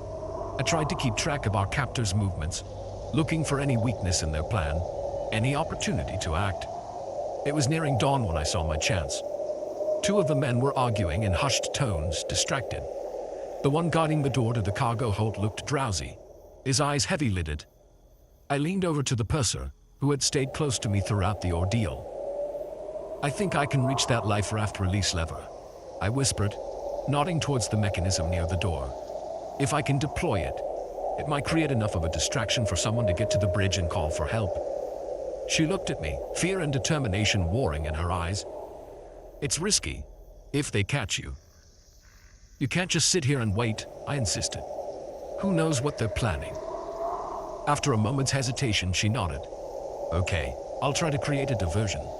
When I do, make your move." I watched, my nerves on edge, as she made her way towards the guard. She stumbled, falling against him with a cry of distress. "Oh, I'm so sorry. I think I've twisted my ankle." As the guard bent to help her up, I saw my opening. I darted towards the life raft release, my hand closing around the lever. With all my strength, I pulled. The klaxon blared, startlingly loud in the confined space. Shouts of confusion filled the air as the life raft deployed, splashing into the sea. In the ensuing chaos, I saw the purser slip out the door. Gunshots rang out, but in the confusion, their aim was wild. I dove behind a stack of crates, my heart pounding. Had the purser made it to the bridge? Would help come in time? The next few minutes were the longest of my life. The hijacker shouted orders, trying to regain control of the situation. I could hear them searching, getting closer to my hiding spot. Then, miraculously, new voices joined the fray. "This is the Coast Guard. Drop your weapons and surrender." Relief flooded through me, so intense it made me dizzy. As the sound of boots thundered down the stairs, I finally allowed myself to believe that we were saved. The aftermath was a blur of statements and medical checks. I learned that the hijackers had been part of an international smuggling ring, using passenger ferries to transport illegal goods. The purser had managed to reach the bridge and send out an SOS, guiding the Coast Guard to our location. As I finally stepped off the ferry, hours later than planned and utterly exhausted, a Coast Guard officer approached me. "Your quick thinking saved a lot of lives today," he said, shaking my hand. "You should be proud." I managed a weary smile. "I'm just glad it's over." But as I watched the ferry, now crawling with law enforcement, I knew it wasn't really over. The memory of that night would stay with me forever. The fear, the uncertainty, but also the knowledge that ordinary people can find extraordinary courage when it matters most. I've taken many ferry rides since then. Each time, as I feel the engines rumble to life and the shore begins to recede, I'm reminded of that harrowing night. But I also remember the strength I found within myself, the bonds forged with strangers in the face of danger. And I know that whatever rough waters lie ahead, I have the resilience to weather the storm. The sound of breaking glass shattered the quiet night, and in that moment I knew the children weren't safe. What had started as a routine babysitting job had suddenly become a desperate struggle to protect two innocent lives from a danger I never saw coming. I'd been babysitting for the Seabrooks for about 6 months. They were a nice couple. David, a successful lawyer, and his wife Maria, a pediatrician. Their kids, Emma, 8, and Jake, 6, were sweet and well-behaved. It was an easy gig and the pay was good. Perfect for a college student like me trying to make ends meet. That Friday night seemed like any other. The Seabrooks were headed to a charity gala in the city, dressed to the nines. As Maria rattled off the usual instructions, emergency numbers on the fridge, bedtimes, no sugar after 8 p.m., I nodded along, having heard it all before. But then David pulled me aside, his expression unusually serious. "Listen, Sarah," he said in a low voice. "If anything seems off tonight, anything at all, I want you to call the police immediately. Don't hesitate." I blinked, taken aback. "Is everything okay, Mr. Seabrook?" He forced a smile that didn't reach his eyes. "Of course, it's probably nothing, just keep an eye out, okay?" Before I could press further, Maria called for him, and they were out the door with a flurry of goodbye kisses for the kids. I stood there for a moment, unsettled by David's warning. What could he possibly be worried about? I pushed the thought aside and focused on the kids. We had dinner, played a few board games, and then settled in for a movie. As the credits rolled, I ushered them upstairs for bed. Emma went down easily, but Jake was being fussy. "Can you leave the hall light on?" he asked, his big brown eyes pleading. "Sure, buddy," I said, ruffling his hair. "Any particular reason?" He hesitated, then whispered, "I saw a scary man outside my window last night." A chill ran down my spine as I remembered David's warning. "What do you mean, Jake? What did the man look like?" "He had a beard," Jake said, pulling the covers up to his chin. "And a hat. He was just standing there watching." I tried to keep my voice calm. "It was probably just a shadow, Jake. But tell you what, I'll double-check all the doors and windows, okay? Nothing to worry about." He nodded, seeming reassured, and I tucked him in. But as I walked downstairs, my heart was pounding. Was this what David had been worried about? I did a thorough check of the house, making sure every door and window was locked. The Seabrooks lived in an upscale neighborhood, their large house set back from the street and surrounded by well-manicured gardens. It should have felt safe, but now every shadow seemed menacing. As I settled onto the couch with a book, trying to calm my nerves, I heard a noise from outside, a soft scraping sound, like someone trying to be quiet but not quite succeeding. I froze, straining my ears. There it was again, coming from the back of the house. My mouth went dry. I stood up slowly, my mind racing. What should I do? Call the police? But what if it was nothing? I'd feel like an idiot if cops showed up for a raccoon in the trash cans. I crept to the kitchen window, peering out into the darkness. At first I saw nothing. Then a movement caught my eye. A figure dressed in dark clothing was crouched by the back door, fiddling with the lock. My heart leapt into my throat. This was really happening. Someone was trying to break in. I backed away from the window, my hands shaking as I pulled out my phone. Just as I was about to dial 911, I heard it. The sound of breaking glass, followed by a muffled curse. They were inside. Panic threatened to overwhelm me, but I forced it down. The kids. I had to protect the kids. I raced upstairs, taking the steps two at a time. I burst into Jake's room first, clamping a hand over his mouth as he startled awake. "Shh," I whispered. "We need to be very quiet. We're going to play a hiding game, okay?" His eyes were wide with fear, but he nodded. I scooped him up and hurried to Emma's room. She was already sitting up in bed, alerted by the noise. "Sarah, what's going on?" she asked, her voice trembling. "We need to hide," I said, trying to keep my voice steady. "Remember the secret place your dad showed you? In the attic." Emma nodded, suddenly looking very young and scared. I ushered them towards the hidden panel in the hallway that led to a small attic space. It was meant as a fun hideout for the kids, but now it might save their lives. As I helped them climb up, I heard heavy footsteps downstairs. My heart was pounding so hard I was sure they could hear it. "Stay here," I whispered to the kids. "Don't make a sound no matter what you hear. I'm going to get help." Emma grabbed my arm. "Don't leave us," she pleaded, tears in her eyes. I swallowed hard. "I have to. But I promise I'll come back for you. You need to be brave now, okay? Take care of your brother." With a final look at their frightened faces, I closed the panel. It blended seamlessly with the wall. Unless you knew it was there, you'd never find it. I could hear the intruders ransacking the house below. They were speaking in low voices, but I couldn't make out the words. I had to get to a phone, call for help. Slowly, carefully, I crept down the stairs. My phone was still on the coffee table in the living room. If I could just reach it. I made it to the bottom of the stairs when a floorboard creaked under my foot. The voices stopped abruptly. "Check upstairs," a gruff voice ordered. Footsteps headed my way. I darted into the study, ducking behind the heavy oak desk. My breath came in short gasps as I heard someone enter the room. Come out, wherever you are," a voice sinks on. "We know you're in here, babysitter. Just tell us where the kids are and no one has to get hurt." A chill ran through me. They were here for the children. But why?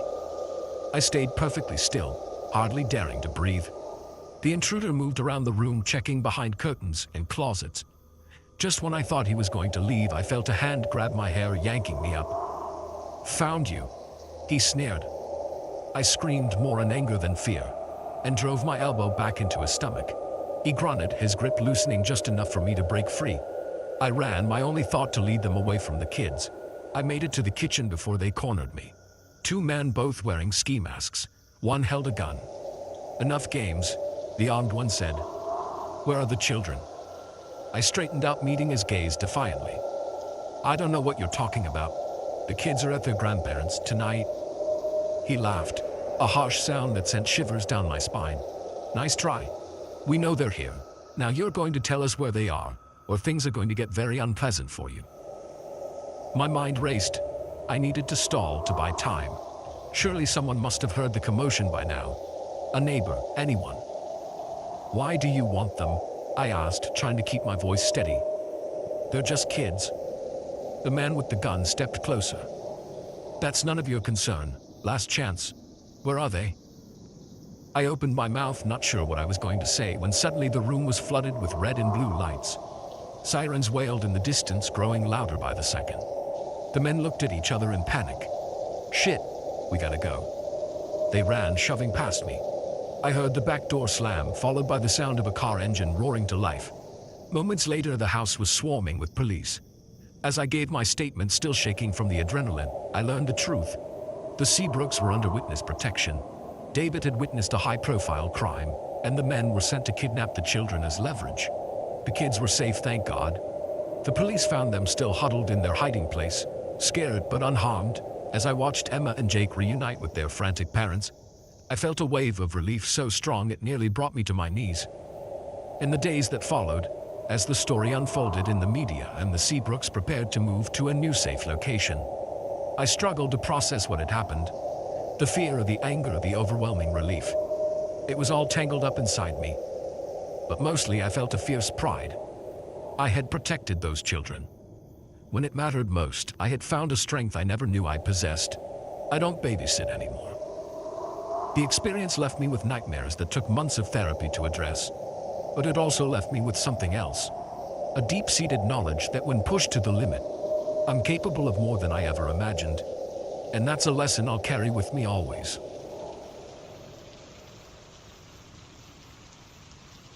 The click of my camera shutter echoed through the abandoned building. But it wasn't the only sound I heard. As I lowered my camera, the unmistakable noise of hushed voices and shuffling feet reached my ears. In that moment, I realized my urban exploration had led me straight into the middle of something far more dangerous than decaying architecture. I've always been drawn to forgotten places. There's something hauntingly beautiful about abandoned buildings, the way nature slowly reclaims what humans have left behind. As a freelance photographer, I've made a name for myself capturing these decaying urban landscapes, but nothing in my years of urban exploration could have prepared me for what I encountered in the old Blackwood factory. The factory had been on my radar for months. Once the economic heart of our small Midwestern town, it had stood empty for nearly 2 decades, a hulking reminder of better days. Rumors swirled about why it had closed so suddenly. Everything from financial mismanagement to toxic contamination. Whatever the reason, it had become an irresistible target for my lens. I arrived just before dawn, the soft light perfect for the moody shots I had in mind. The factory loomed before me, its broken windows like vacant eyes staring down at the overgrown parking lot. A chain-link fence surrounded the property, but I easily found a gap to slip through. The interior was a photographer's dream.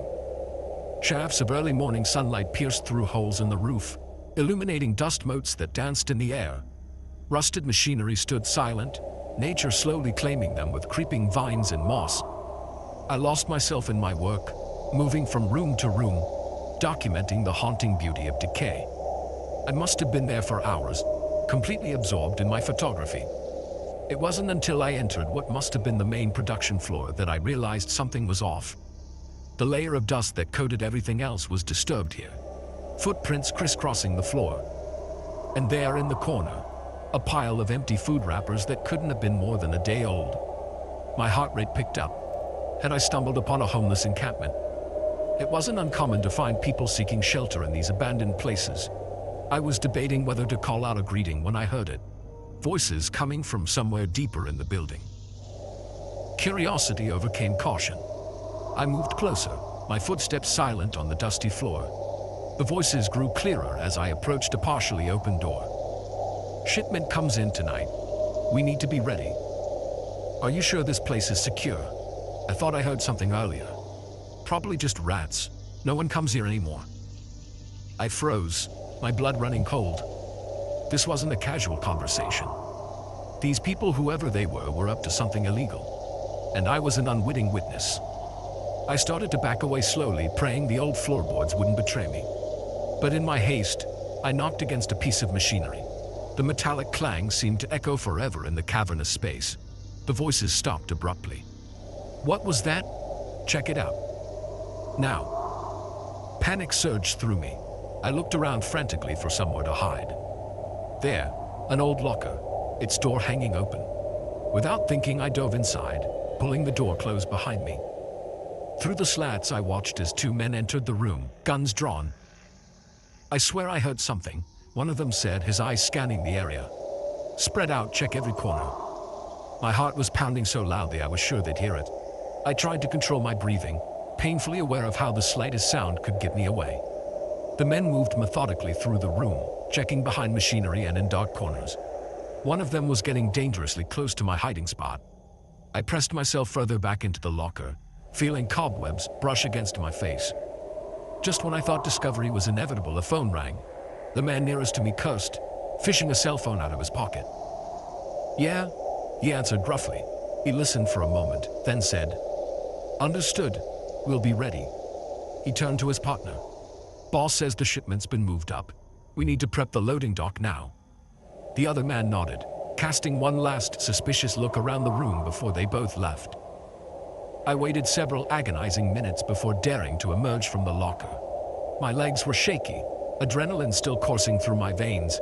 I needed to get out of here fast. But as I moved towards the exit, a thought struck me. I had evidence of whatever criminal operation was going on here. My camera was full of photos that could help the police shut this down. Could I really just walk away? The smart thing would be to leave immediately, call the cops from a safe distance. But something made me hesitate. If I could just get a photo of these guys or whatever shipment they were talking about, it could make all the difference. It was a stupid, reckless decision. But I found myself moving deeper into the factory instead of towards safety. I followed the sound of activity to a large loading dock area. Peering around a corner, I saw a group of men busy preparing the space. They were clearing debris, setting up lights, and unloading equipment from a van. Whatever was coming, it was big. With shaking hands, I raised my camera. The telephoto lens would let me capture clear images from this distance. I started snapping photos, trying to get clear shots of faces and the equipment they were setting up. I was so focused on documenting the scene that I didn't notice someone approaching from behind until it was too late. A hand clamped down on my shoulder, spinning me around. I found myself face to face with a burly man, his eyes cold and angry. Well, he growled. "Looks like we've got ourselves a little spy." Before I could react, he'd wrenched the camera from my hands. "Hey," I protested, reaching for it instinctively. He shoved me hard, sending me stumbling backwards. "Boys," he called out, "looks like we've got company." The men from the loading dock rushed over. I was quickly surrounded, a sea of hostile faces glaring at me. One of them, a tall man with a scar running down his cheek, stepped forward. "Who are you?" he demanded. "Who sent you?" No one," I stammered. "I'm just a photographer. I was taking pictures of the building. I didn't mean to." "Shut up," Scarface snapped. He turned to the man holding my camera. "What's on it?" The burly man was scrolling through my photos. "Lots of artsy bullshit," he reported. "But also some clear shots of our operation. This guy's been busy."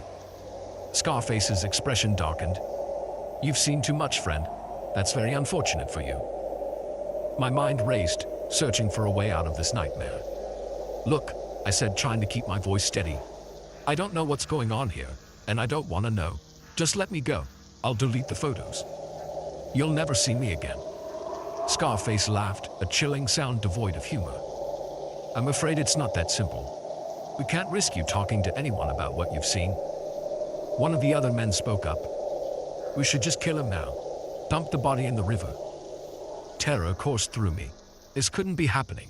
I was going to die here in this abandoned factory, all because of my stupid curiosity. But then, a miracle. In the distance, sirens began to wail. The men looked at each other in panic. "Cops," one of them asked. "Doesn't matter," Scarface snapped. "We need to move. Now." In the chaos that followed as the men rushed to pack up their equipment, I saw my chance. I bolted, running faster than I ever had in my life. I heard shouts behind me, maybe even a gunshot, but I didn't stop. I burst out of the factory and kept running, not daring to look back. I didn't stop until I reached the main road, collapsing on the sidewalk as police cars sped past, headed towards the factory. Later, after giving my statement to the police and identifying the men from mugshots, I learned the full story. The group had been using the abandoned factory as a distribution center for a major drug trafficking operation. My accidental discovery had led to the biggest drug bust in the county's history. My camera was never recovered, likely destroyed by the criminals before they fled.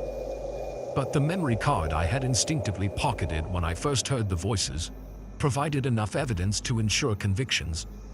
In the weeks that followed, as I dealt with the trauma of what I'd experienced, I found myself questioning everything about my urban exploration hobby. The thrill of discovering forgotten places suddenly seemed hollow compared to the very real dangers I'd faced.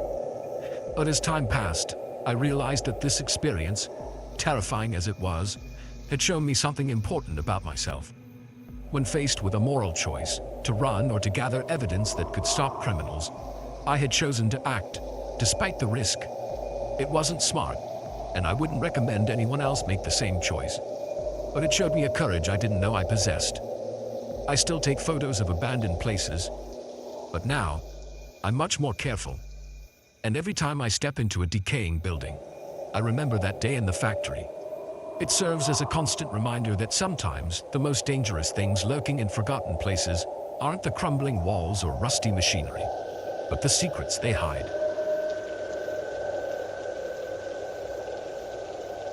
The first gunshot shattered more than just the peaceful night air. It splintered our sense of security, turning what should have been a fun weekend camping trip into a desperate fight for survival.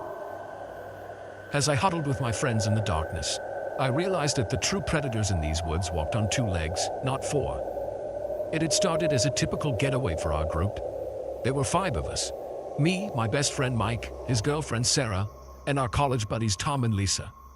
We'd been planning this trip for months, eager to escape the city and spend a few days hiking, fishing, and enjoying nature. We chose a remote campsite in the national forest, about a 4-hour drive from home. It was the kind of place that promised solitude and stunning views, far from the crowded campgrounds, closer to civilization. As we set up our tents and gathered wood for the campfire, the air was filled with laughter and the excitement of adventure. The first 2 days were everything we'd hoped for. We hiked trails that wound through dense forests and along crystal-clear streams. We spotted deer, a family of raccoons, and even caught a glimpse of a black bear in the distance. At night, we sat around the campfire, roasting marshmallows and sharing stories under a sky full of stars. It was on the 3rd night that everything changed.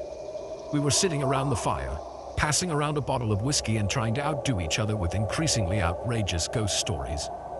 Mike had just launched into a particularly gruesome tale when we heard it, a branch snapping in the darkness beyond our campsite. "Probably just a deer," Tom said, but there was an edge to his voice that betrayed his unease. We fell silent, straining our ears. For a moment, all we could hear was the crackling of the fire and the gentle rustle of leaves in the breeze. Then, unmistakably, the sound of footsteps. Heavy footsteps, moving with purpose. "Hello," I called out, trying to keep my voice steady. "Is someone there?" No response. Just more footsteps closer now. Mike stood up, grabbing a flashlight. "I'm going to check it out," he said. "Are you crazy?" Sarah hissed, grabbing his arm. "What if it's a bear?" "Bears don't walk like that," Mike replied, but I could see the doubt in his eyes.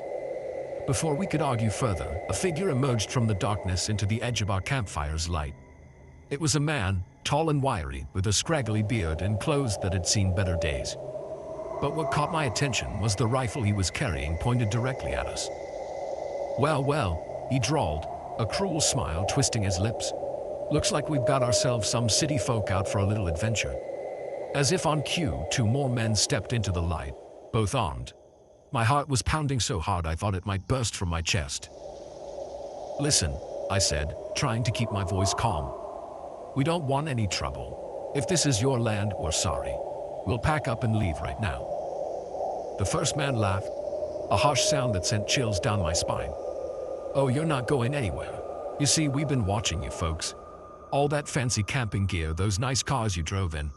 I bet you've got all sorts of valuable things in those tents of yours." I saw Mike tense, ready to do something foolish.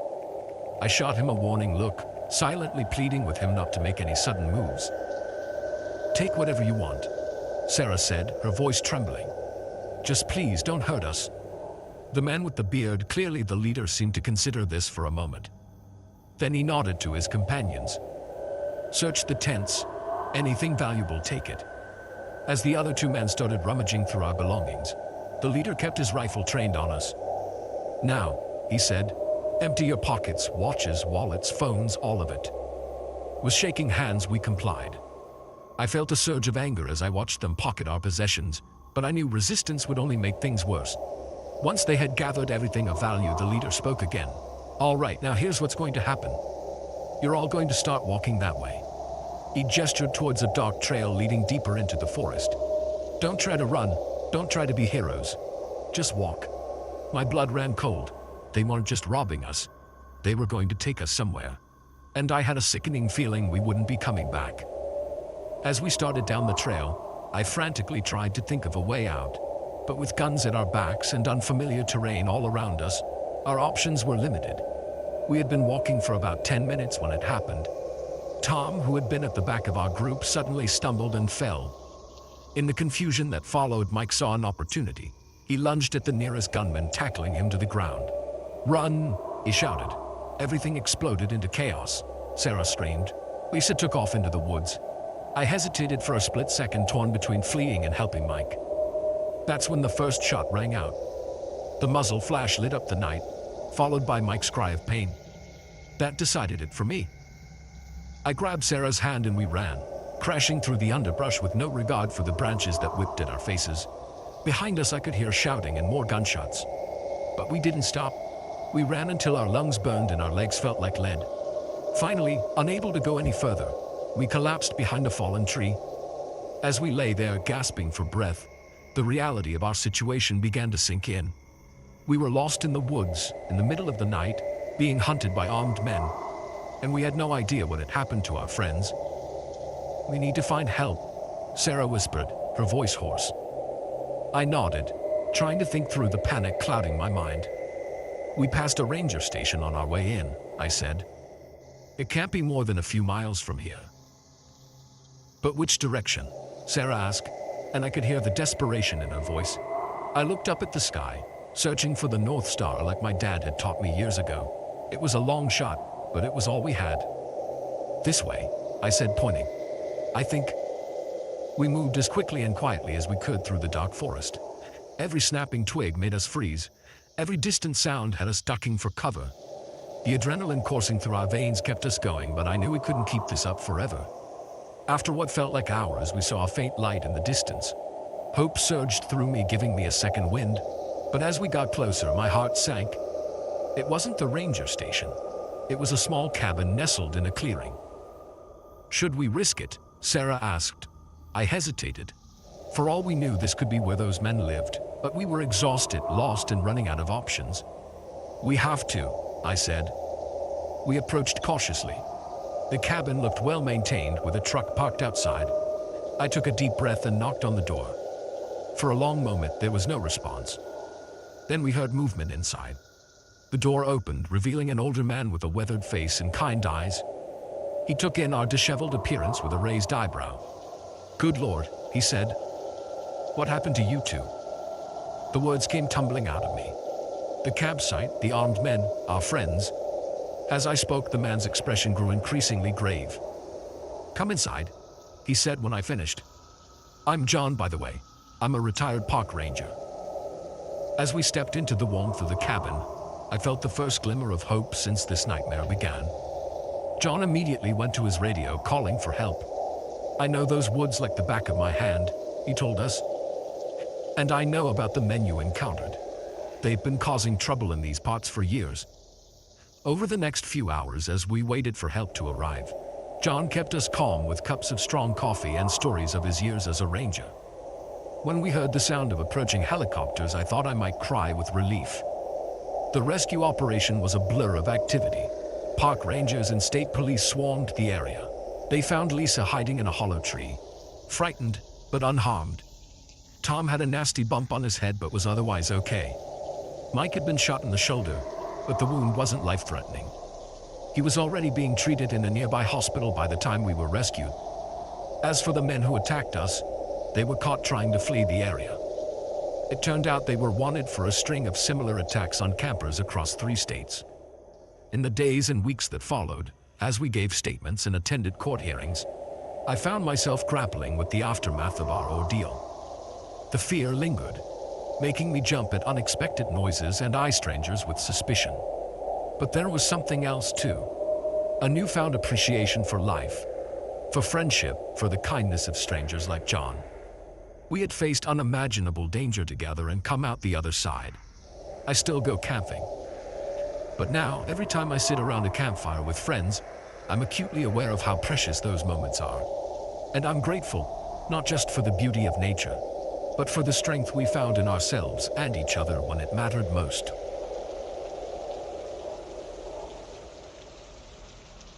The moment I saw the bruises on little Tommy's arms, I knew something was terribly wrong. What I didn't realize was that my discovery would unravel a web of corruption that ran deeper than I could have ever imagined, turning my quiet night shift at Millbrook General into a dangerous game of cat and mouse. I've been a nurse for over a decade, but nothing in my training prepared me for what I encountered that night. It was a typical Tuesday evening at our small-town hospital. The ER was quiet, just the usual minor injuries and routine check-ins. I was halfway through my shift when the ambulance brought in Tommy Miller, a 7-year-old boy with a broken arm. At first glance, it seemed straightforward enough. Kids break bones all the time, right? But as I helped the doctor examine Tommy, I noticed the telltale signs of abuse. Faded bruises in various stages of healing, a slightly older fracture that had never been treated properly, and the way Tommy flinched at even the gentlest touch. "What happened, Tommy?" I asked softly as I prepared to set up his IV. "I fell off my bike," he mumbled, not meeting my eyes. His father, a tall man with a neatly trimmed beard and expensive watch, quickly interjected. "He's always been clumsy. Takes after his mother, God rest her soul." Something about Mr. Miller's tone set me on edge. It was too smooth, too rehearsed. I'd heard similar explanations from abusers before, but there was something else here. Something that didn't quite add up. As I continued to care for Tommy, I noticed more inconsistencies. The location and pattern of his injuries didn't match a bike accident. And then there was the way Mr. Miller kept glancing at his phone, as if waiting for an important message. I decided to trust my instincts. Once Tommy was settled and Mr. Miller stepped out to make a call, I approached Dr. Reyes, the attending physician. "I think we need to report this," I whispered, explaining my suspicions. Dr. Reyes frowned, glancing towards the door where Mr. Miller had exited. "Are you sure, Sarah? That's a serious accusation. And the Millers are, well, they're important people in this town." I was taken aback by his hesitation. Dr. Reyes had always been a strong advocate for his patients, especially children. "Since when does that matter?" I asked. "If a child is being abused, I'll look into it." He cut me off, his tone final. "For now, just finish up Tommy's treatment and discharge him. I'll handle the rest." Something in his eyes made me uneasy. It wasn't just reluctance I saw there, but fear, as if he knew something he wasn't sharing. I returned to Tommy's bedside, my mind racing. As I adjusted his IV, I noticed a small tattoo on his inner wrist, partially hidden by the hospital bracelet. It looked like a series of numbers and letters. "That's a cool tattoo, Tommy," I said casually. "Did you do that yourself?" Tommy's eyes widened in panic. He quickly covered his wrist with his other hand. "It's nothing," he said, his voice barely above a whisper. "Please don't tell my dad you saw it." Before I could respond, Mr. Miller returned. He seemed agitated, checking his watch repeatedly. "How much longer is this going to take?" he demanded. "We're almost done," I assured him, trying to keep my voice neutral. "I just need to go over some aftercare instructions with you." As I explained how to care for Tommy's cast, I couldn't shake the feeling that something much bigger than child abuse was going on here. The tattoo, Mr. Miller's behavior, Dr. Reyes' reluctance to report, it all pointed to something sinister. I finished my shift in a daze, my mind churning with possibilities. As I walked to my car in the dimly lit parking lot, a figure stepped out from behind a van. My heart leapt into my throat until I recognized Dr. Reyes. "Sarah," he said, his voice low and urgent. "We need to talk. Not here. Meet me at Riverside Park in an hour." Before I could respond, he was gone, melting back into the shadows. I sat in my car debating what to do. Every instinct told me to go home, to forget what I'd seen and heard. But the image of Tommy's frightened eyes kept me from turning the key in the ignition. An hour later, I found myself sitting on a bench in the deserted park, jumping at every rustle of leaves. Dr. Reyes arrived, looking haggard and nervous. "I'm sorry about earlier," he began. "I couldn't talk freely at the hospital. The walls have ears." "What's going on?" I demanded. "What aren't you telling me about Tommy?" Dr. Reyes sighed heavily. "It's not just Tommy. There are others. Children disappearing from the system, showing up months later with unexplained injuries, and those tattoos." My blood ran cold. "Are you saying human trafficking?" He nodded grimly. "But it goes deeper than that. Local law enforcement, judges, even some hospital staff are involved. They use the hospital to patch up the kids and send them back out." I felt sick. "How long have you known about this?" "I started noticing patterns a few months ago. I've been gathering evidence, trying to find someone I can trust to take it to the feds, but they're watching me. I think they suspect I know something. We have to do something," I insisted. "We can't just let this continue." Dr. Reyes nodded. "That's why I needed to talk to you. I have a contact in the FBI, but I can't risk reaching out directly. I need you to take what I've gathered to him." He handed me a USB drive. "Everything I found is on here. Names, dates, locations. Be careful, Sarah. These people are dangerous. They won't hesitate to silence anyone who threatens their operation." As I took the drive, the weight of what I was agreeing to hit me. This wasn't just about reporting child abuse anymore. This was stepping into a world of organized crime and corruption. The next few days were a blur of anxiety and paranoia. I felt eyes on me everywhere I went. At work, I noticed certain staff members watching me more closely. Was I imagining things, or had Dr. Reyes' warning made me overly suspicious? I managed to make contact with the FBI agent, arranging to meet him at a cafe in the next town over. But as I pulled into the parking lot, I noticed a familiar car.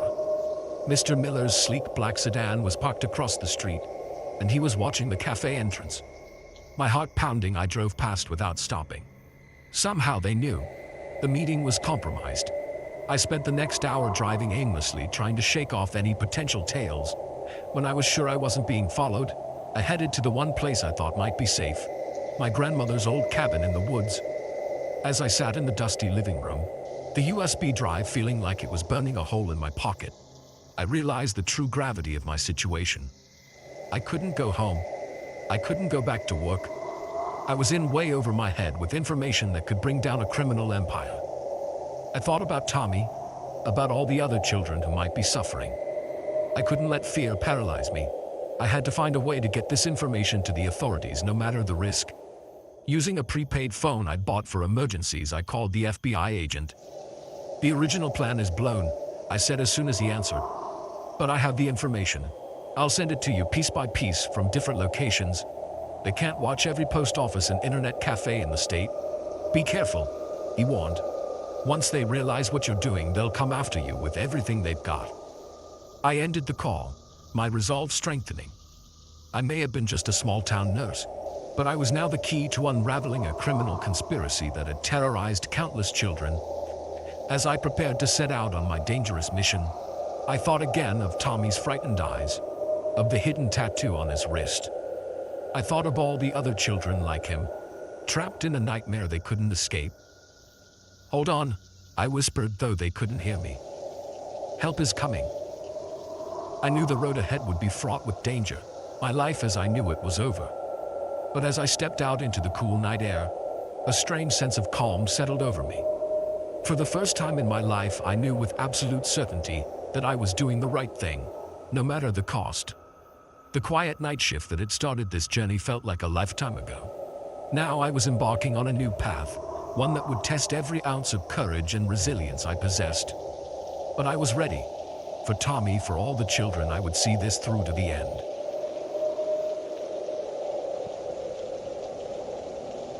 The day I found Mr. Johnson's dentures in my mailbox was the day I realized that uncovering the truth about my neighbor's disappearance might cost me my life.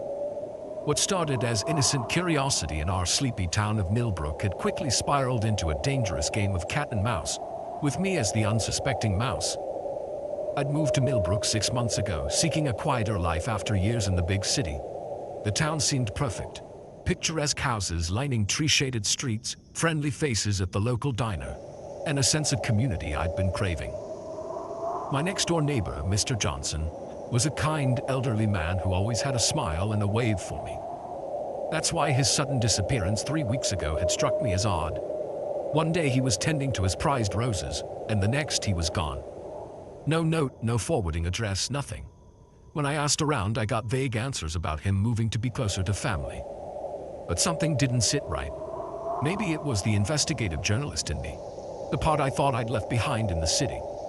Or maybe it was the way Mrs. Peterson from across the street averted her eyes when I mentioned Mr. Johnson's name. Whatever it was, I couldn't shake the feeling that something was very wrong in Millbrook. I started asking questions casually at first, just a newcomer curious about town history and gossip. But the more I probed, the more I noticed a pattern. People would clam up, change the subject, or suddenly remember urgent errands when I brought up Mr. Johnson or any of the other handful of residents who had moved away in recent years. It was Officer Daniels who first made me feel like I might be poking a hornet's nest. I'd gone to the police station ostensibly to report a lost cat. I didn't even own a cat, but really to see if I could glean any information about Mr. Johnson. "Look, Miss Walker," Officer Daniels said, his tone friendly but his eyes hard. "I know you're new here, but Millbrook values its privacy. People come and go. It's best not to pry into others' business." I nodded and smiled, playing the part of the chastised newcomer. But as I left the station, I caught sight of Officer Daniels making a phone call, his expression grim. That night, I found my first warning, if you could call it that. A dead rat on my front porch, its belly slit open. I told myself it was probably just a cat's handiwork, but the knot in my stomach said otherwise. I should have stopped then. Should have heeded the warning and gone back to my quiet life. But I couldn't. The mystery of Mr. Johnson and the others gnawed at me, demanding answers. I started digging deeper, using skills I'd honed as a journalist. I scoured public records looking for patterns in property sales, unusual financial transactions, anything that might shed light on what was happening in Millbrook. That's when I noticed it. A company called Millbrook Enterprises that seemed to be buying up properties all over town, always shortly after the occupants had moved away. The company traced back to a maze of shell corporations, but I was determined to unravel it. I was so engrossed in my investigation that I almost missed the signs that I was being watched. The same car parked across the street day after day. The way conversations would stop when I entered the local coffee shop. The hang-up calls in the middle of the night. But it was the dentures that really drove it home. I'd know Mr. Johnson's distinctive gold-capped tooth anywhere. Finding them in my mailbox, still stained with what looked horribly like blood, sent me into a panic. I ran inside, locking the door behind me, my heart pounding. This was no longer a game. This was a warning, a very clear one. They knew what I was doing, and they wanted me to stop. I spent that night huddled in my living room, jumping at every sound. By morning, I'd made a decision. I couldn't stop now. Not when I was so close to uncovering the truth. But I needed help. I reached out to an old colleague from my reporting days, someone I trusted implicitly. I encrypted everything I'd found and sent it to her, with instructions to publish it all if she didn't hear from me in 48 hours. Then, I did the last thing anyone in Millbrook would expect. I went to the annual town festival as if nothing was wrong. I smiled, I chatted, I ate overpriced cotton candy. All the while I was watching, waiting for someone to make a move. It was Mayor Griffith who finally approached me, his politician smile firmly in place. "Sarah, my dear," he said, placing a hand on my arm that felt more like a vice grip. "Why don't you join me for a chat in my office? There are some concerns we'd like to address." I knew this was it, the moment of truth. I followed him to town hall, my phone in my pocket, secretly recording everything. The mayor's office was packed. Officer Daniels was there, along with several prominent business owners I recognized. The air was thick with tension. "Sarah," Mayor Griffith began, his tone no longer friendly, "I'm afraid you've been making quite a nuisance of yourself lately. Asking questions that don't concern you. Digging into matters best left alone." "Where's Mr. Johnson?" I asked, deciding to cut right to the chase. The mayor's eye twitched. Mr. Johnson decided to leave town, as have several others who found Millbrook unconducive to their lifestyles. And Millbrook Enterprises, the company that seems to acquire property every time someone conveniently decides to leave town. A flicker of surprise crossed the mayor's face, quickly replaced by anger. "You really don't know when to stop, do you? Do you have any idea what you're meddling with? Why don't you tell me?" I challenged, my heart racing but my voice steady. What followed was a confession that chilled me to the bone. Millbrook, it turned out, wasn't just a quaint small town. It was the center of a vast money laundering operation, funneling millions in drug money through real estate deals and local businesses. Those who discovered the truth or refused to play along, like Mr. Johnson, were given a choice: leave town and keep quiet, or face the consequences. "So you see, Sarah," the mayor concluded, "you have a decision to make. You can leave Millbrook tonight, forget everything you've learned, or..." The threat hung in the air, unspoken but clear. I took a deep breath, weighing my options. Then I smiled, reaching into my pocket. Everyone tensed, probably expecting a weapon. Instead, I pulled out my phone. "I've got a third option," I said, my voice surprisingly calm. "This entire conversation has been recorded and uploaded to a secure server. If anything happens to me, it goes public." Along with all the evidence I gathered over the past weeks, the room erupted into chaos. Accusations flew, voices raised in anger and panic. In the commotion, I slipped out, my legs shaky but my resolve firm. I'd love to say that was the end of it, that the bad guys were arrested, justice was served, and Millbrook returned to being the idyllic town it had pretended to be. But real life is rarely so neat. The truth did come out eventually. My recording, combined with the evidence I'd gathered, was enough to launch a federal investigation. But small towns have long memories, and not everyone believed the truth, even when faced with undeniable evidence. I couldn't stay in Millbrook, of course. There were too many people who blamed me for destroying their way of life, for exposing secrets long buried. I moved away, back to the city I thought I'd left behind for good. But I carry Millbrook with me in more ways than one. The lessons I learned there, about corruption, about the masks people wear, about the courage it takes to stand up for the truth, those will stay with me forever. Sometimes late at night, I still think about Mr. Johnson and the others who disappeared. I hope that someday they'll get justice. And I hope that my actions, as tumultuous as their consequences were, played some small part in making that possible. The quiet life I sought in Millbrook turned out to be anything but. Yet, in unraveling its dark secrets, I found a part of myself I thought I'd lost. The part that refuses to look away from injustice, no matter the personal cost. And in the end, isn't that worth more than any false peace could ever be?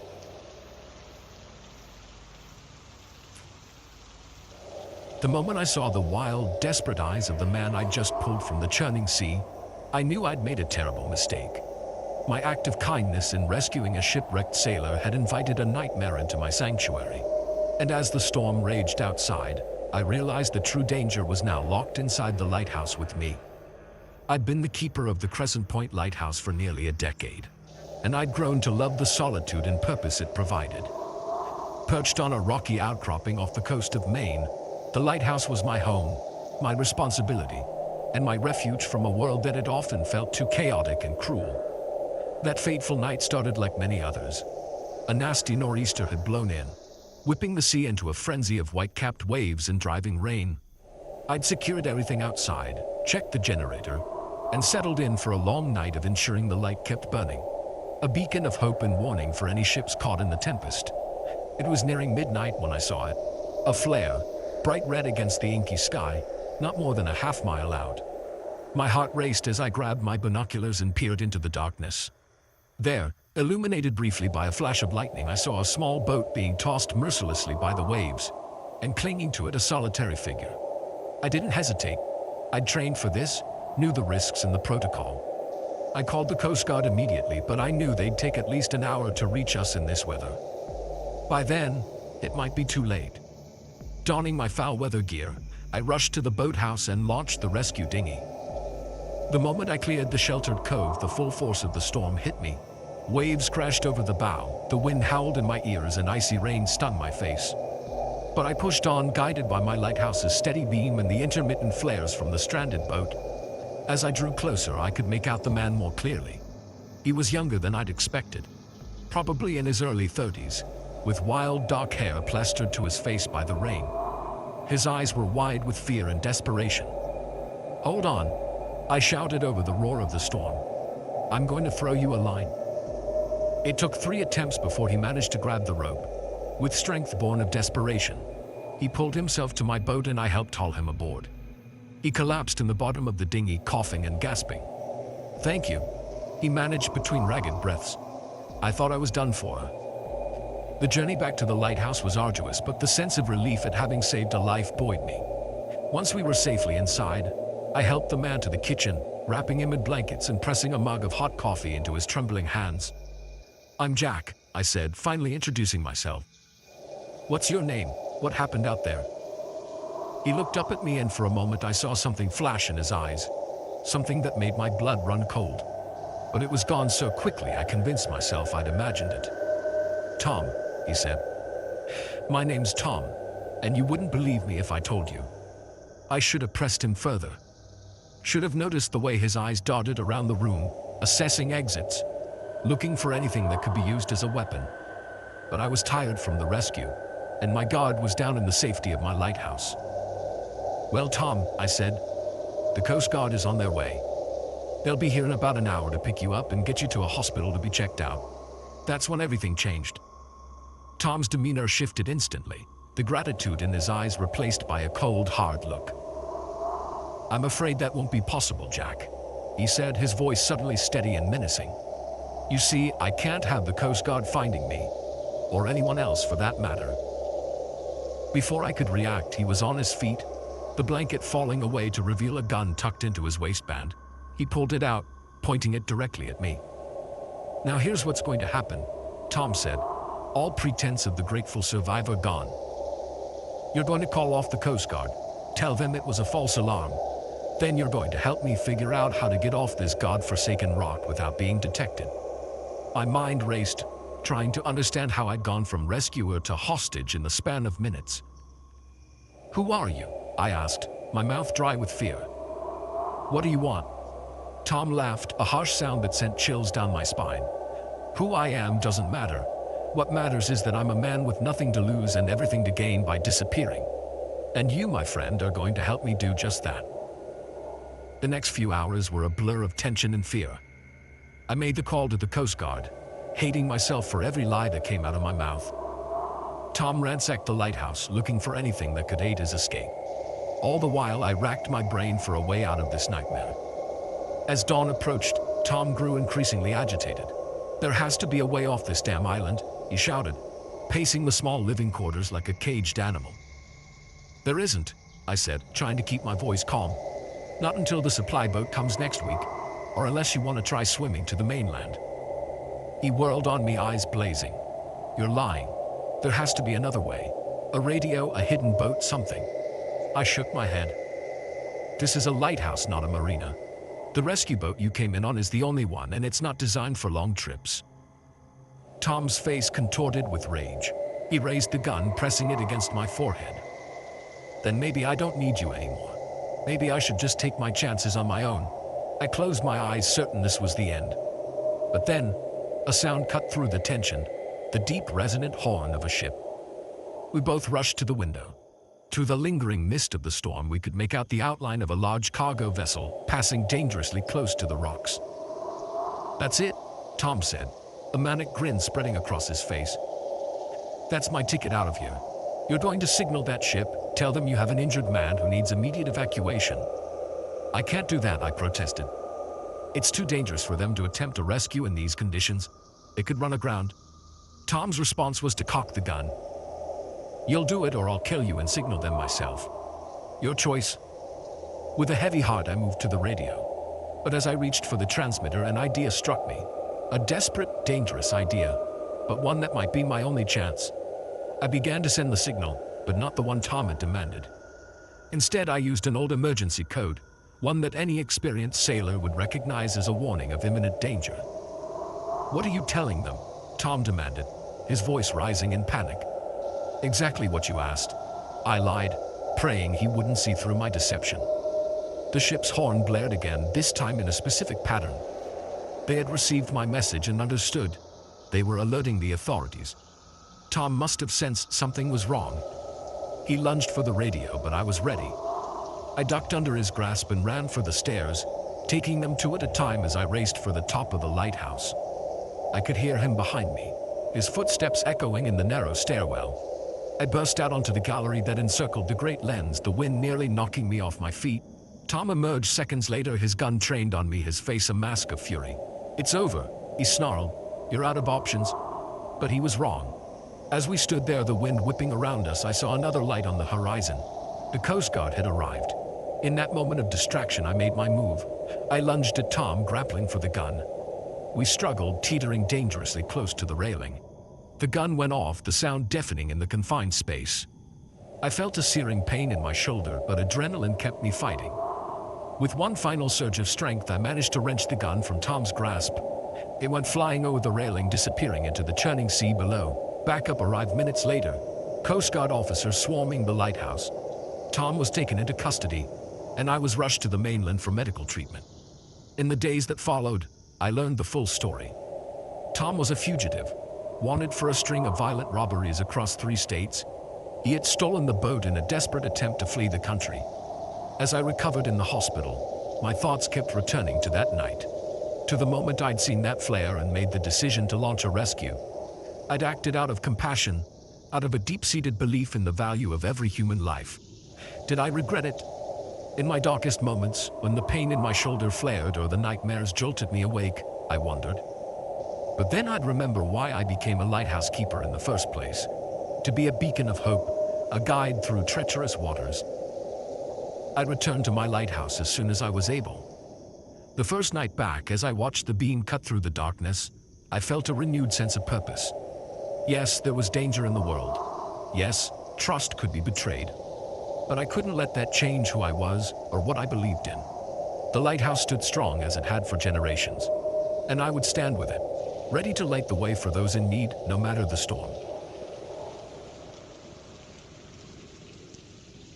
The moment I saw the tattoo on his wrist, I knew I'd picked up more than just another lonely hitchhiker. There, etched in faded blue ink, was the unmistakable mark of the Southside Serpents, a notorious gang I thought I'd left behind in my rearview mirror years ago. But now, here I was, 70 miles an hour down a dark highway, with a potential killer riding shotgun in my rig. I've been driving trucks for nearly 2 decades, and I've seen my fair share of strange things on the road.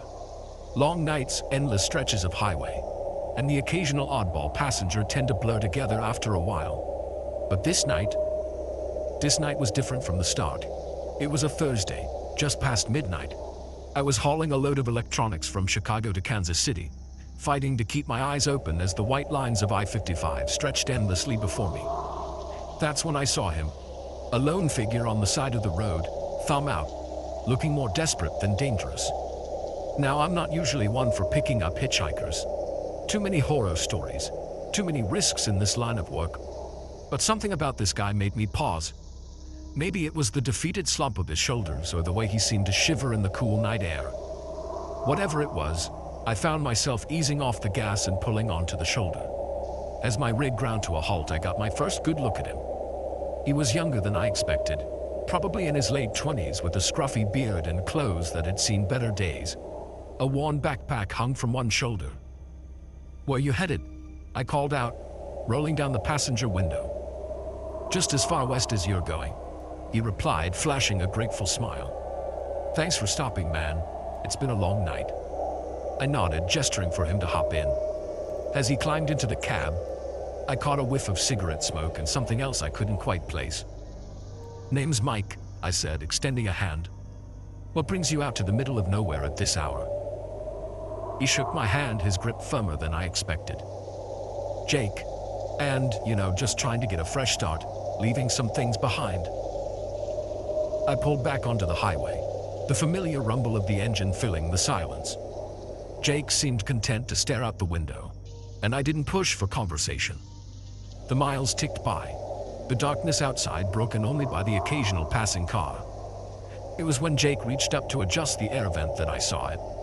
His sleeve rode up just enough to reveal the tattoo, a coiled serpent, its forked tongue flicking out menacingly. My blood ran cold.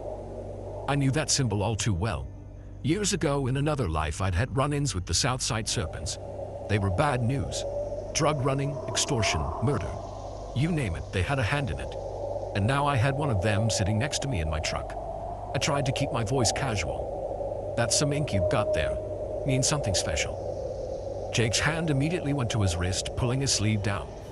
His easy demeanor vanished, replaced by a wary, almost predatory look. "It's nothing. Just a mistake from a long time ago." But I knew better. You don't get that tattoo by mistake. And you don't just walk away from the serpents. Whatever Jake was running from, it was serious. The cab suddenly felt too small, the air too thick. I found myself gripping the steering wheel tighter, hyper-aware of every movement Jake made. My mind raced, trying to figure out how to handle this situation. Should I confront him? Try to drop him off at the next town? Or just keep driving and pray he really was looking for a fresh start? Jake must have sensed my unease. He shifted in his seat, his hand drifting towards his jacket pocket.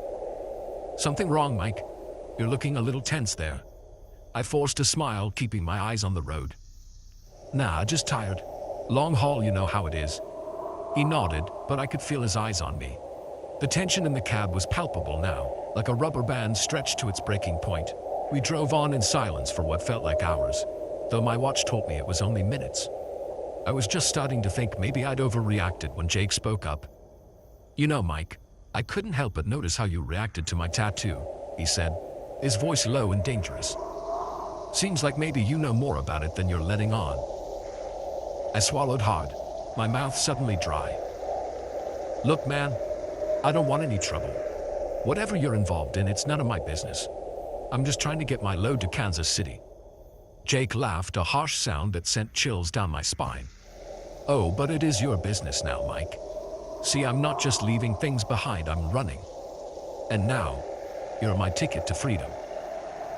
In one fluid motion, he pulled a gun from his jacket pocket, pointing it directly at me. "Keep driving," he ordered. "And don't try anything stupid." My heart was pounding so hard I thought it might burst from my chest. This was every trucker's nightmare come to life. Trapped in my own rig, a gun pointed at my head, miles from any help. "What do you want?" I asked, trying to keep my voice steady. "Just keep driving west," Jake said. "I'll let you know when to stop." As the miles ticked by, my mind raced, trying to find a way out of this nightmare. I thought about my wife at home, about my kids. Would I ever see them again? The weight of the wedding ring on my finger felt suddenly heavy, a reminder of everything I stood to lose. We passed a sign for a rest stop coming up in 5 miles. An idea began to form in my mind. It was risky, maybe even suicidal, but it was the only chance I had. "Listen, Jake," I said, keeping my voice as calm as possible. "I need to stop at this rest area coming up. Truck's running low on fuel, and I need to log my hours. It's the law." Jake's eyes narrowed. "No stops. We keep driving." "Look," I insisted. If we don't stop, we'll run out of gas in the middle of nowhere. And if I don't log my hours, we'll have highway patrol on our tail. Is that what you want?" He considered this for a moment, then nodded reluctantly. "Fine, but make it quick, and don't try anything funny." As we pulled into the rest stop, I saw my chance. The place was fairly busy, even at this late hour. Truckers, families on late-night road trips, all potential witnesses or help. I eased the rig into a parking spot, my heart racing. "I need to get out to fuel up," I said. "You want to keep that gun trained on me in front of all these people?" Jake hesitated, looking around at the other travelers. I could see the conflict in his eyes. Finally, he lowered the gun, but his voice was steel. "Go fuel up. I'll be watching. Try to signal anyone, and I start shooting." I nodded, stepping out of the cab on shaky legs. As I began to fuel up, my mind worked overtime. I needed to alert someone, but how? Jake's eyes were on me constantly. That's when I saw her, a highway patrol officer walking back to her cruiser with a coffee in hand. My heart leapt. This was my chance. As I finished fueling, I deliberately fumbled with my wallet, dropping it near the officer's car. "Excuse me, officer," I called out, moving towards her. I seemed to have dropped my wallet. I could feel Jake's eyes burning into my back as I approached the officer. As I bent to retrieve my wallet, I whispered urgently, "I have an armed man in my truck. He's forcing me to drive him west. Please help." The officer's eyes widened, but to her credit, she didn't react outwardly. She nodded almost imperceptibly, then said in a normal voice, "Here you go, sir. Drive safely now." I walked back to the truck, my heart in my throat. Jake's face was a mask of suspicion. "What was that about?" he demanded as I climbed back in. "Nothing," I said, trying to keep my voice steady. "Just dropped my wallet. Didn't want to leave without it." Jake's eyes bored into me, searching for any sign of deception. After what felt like an eternity, he nodded. "All right then, let's get moving." As we pulled out of the rest stop, I saw the highway patrol car pull out behind us, keeping a discreet distance. A mix of relief and terror washed over me. Help was coming, but what would Jake do when he realized he was trapped? The next few minutes were the longest of my life. I tried to drive normally, all too aware of the gun still pointed at me and the patrol car following behind. Jake was growing increasingly agitated, constantly checking the mirrors. "Hey," he suddenly shouted. "That cop has been behind us since the rest stop. What did you do?" Before I could respond, the patrol car's lights flashed on, its siren wailing. Jake's face contorted with rage. "You son of a..." I didn't let him finish. In that moment of distraction, I slammed on the brakes and swerved hard to the right. Jake, caught off guard, lost his grip on the gun. It clattered to the floor as the truck screeched to a halt on the shoulder. What followed was a blur of shouted commands, flashing lights, and the cold bite of asphalt as I was ordered out of the truck with my hands up. I complied, relief washing over me as I saw Jake being pulled from the passenger side, hands cuffed behind his back. In the days that followed, as I gave statements and testified in court, I learned the full story. Jake was wanted for a double homicide, on the run from both the law and his former gang. My truck had been his last desperate attempt at escape. The experience left me shaken. For weeks afterward, I jumped at every sound, eyed every stranger with suspicion. But slowly I found my way back behind the wheel. The open road called to me as it always had. Now, when I pass a hitchhiker on the side of the road, I don't stop. But I do say a little prayer for them, and for myself. Because I know firsthand how quickly a simple act of kindness can turn into a fight for survival. And out here on the highway, with nothing but darkness and white lines stretching endlessly before you, sometimes all you have is your wits, your courage, and the hope that you'll make it home safely one more time.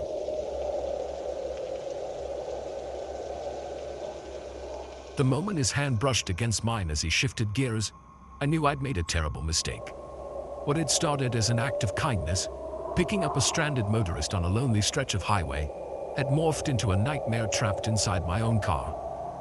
As the miles ticked by, I realized that my Good Samaritan act might cost me my life. It was supposed to be a simple 4-hour drive from my small hometown to the city where I'd landed my first real job after college. I'd made the trip dozens of times before, usually uneventful save for the occasional deer sighting or slow-moving tractor. But this time was different from the moment I saw the stalled car on the side of the road. It was getting dark, that dusky twilight when everything takes on a bluish hue. The car was an old model, maybe from the 90s, its hazard lights blinking weakly. A man was bent over the open hood, his frustration evident even from a distance. I should have kept driving. That's what my mom always told me. Never stop for strangers, Sarah. You call for help from a safe distance. But something made me slow down. Maybe it was the desolate stretch of road, no other cars in sight. Or maybe it was the memory of my own breakdown a year ago, and the kind older couple who had stopped to help. Whatever the reason, I found myself pulling over, gravel crunching under my tires as I came to a stop a few yards behind the stalled vehicle. "Everything okay?" I called out, rolling down my window but keeping the engine running and the doors locked. The man straightened up, wiping his hands on his jeans.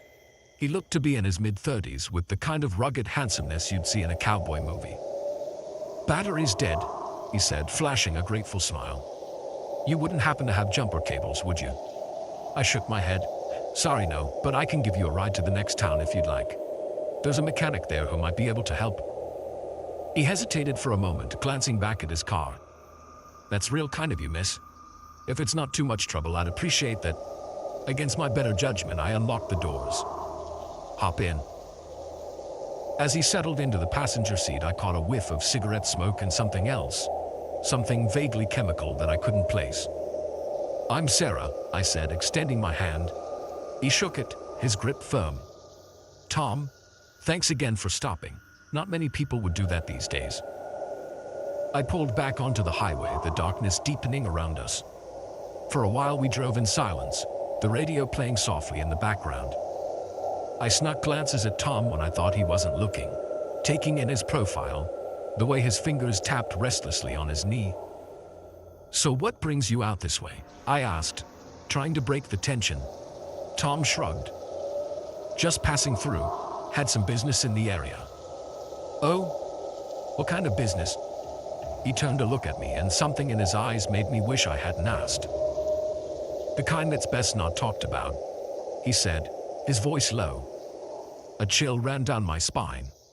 I focused on the road ahead, my knuckles whitening on the steering wheel. The next town was still 20 miles away. 20 long, lonely miles.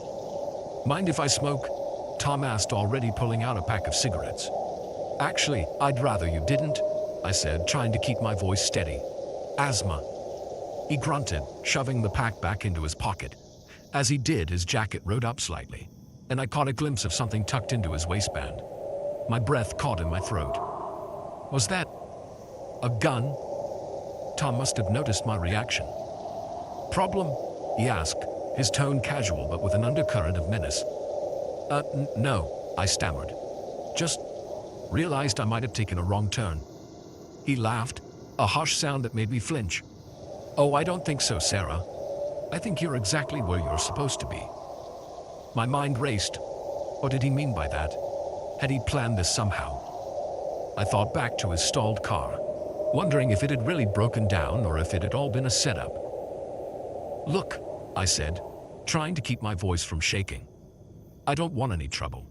Why don't I just drop you off here and—" "Keep driving," Tom interrupted, all pretense of friendliness gone. "In fact, take the next right. We're going on a little detour." I saw the turnoff he was referring to, a dirt road leading off into dense woods. My heart pounded so hard I thought it might burst from my chest. "Please," I said, hating the tremor in my voice. "I have family waiting for me. They'll know something's wrong if I don't show up." Tom's hand moved to his waistband, confirming my worst fears. "I won't ask again. Turn. Now."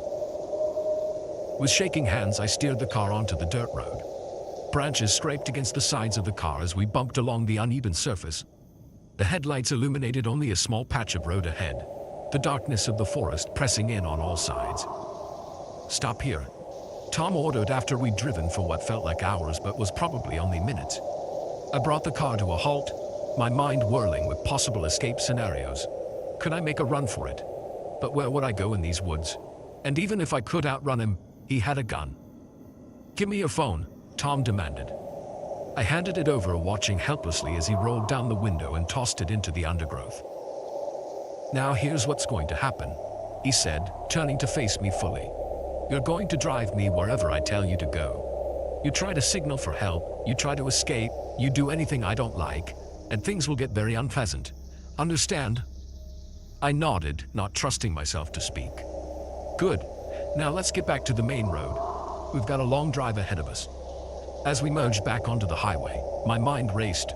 How had a simple act of kindness turned into this nightmare? I thought about my family, probably starting to worry by now. Would I ever see them again? The hours crawled by, each mile feeling like an eternity. Tom directed me onto smaller roads, then back to highways, a seemingly random pattern designed to confuse me and avoid major towns. He allowed only brief stops for gas, always keeping me in sight. As dawn began to break, painting the sky in pale pinks and golds, I felt a flicker of hope. Surely someone would notice something was wrong soon. A gas station attendant maybe, or a patrol car. But Tom was careful. He kept his gun hidden but always within reach. A constant, unspoken threat. At gas stations he stood close, his hand on my back in a gesture that might have looked affectionate to an outsider but was really a warning. It was at one of these stops, as I was pumping gas with trembling hands, that I saw my chance. A police cruiser pulled into the station, the officer stepping out to grab a coffee. Time seemed to slow down. I knew I had only seconds to act. Tom had stepped away to use the restroom, confident in his threats to keep me in line. With my heart in my throat, I approached the officer. "Excuse me," I said, my voice barely above a whisper. "I need help. The man I'm with..." But before I could finish, I felt a hand clamp down on my shoulder. "There you are, honey." Tom's voice came from behind me, sickly sweet. "I was worried you'd gotten lost." The officer looked between us, a flicker of suspicion in his eyes. "Everything okay here?" I opened my mouth, but no words came out. Tom's grip on my shoulder tightened painfully. "Just fine, officer," Tom said smoothly. "My wife gets a little confused sometimes. Early onset dementia, you know how it is." The officer's suspicion faded, replaced by sympathy.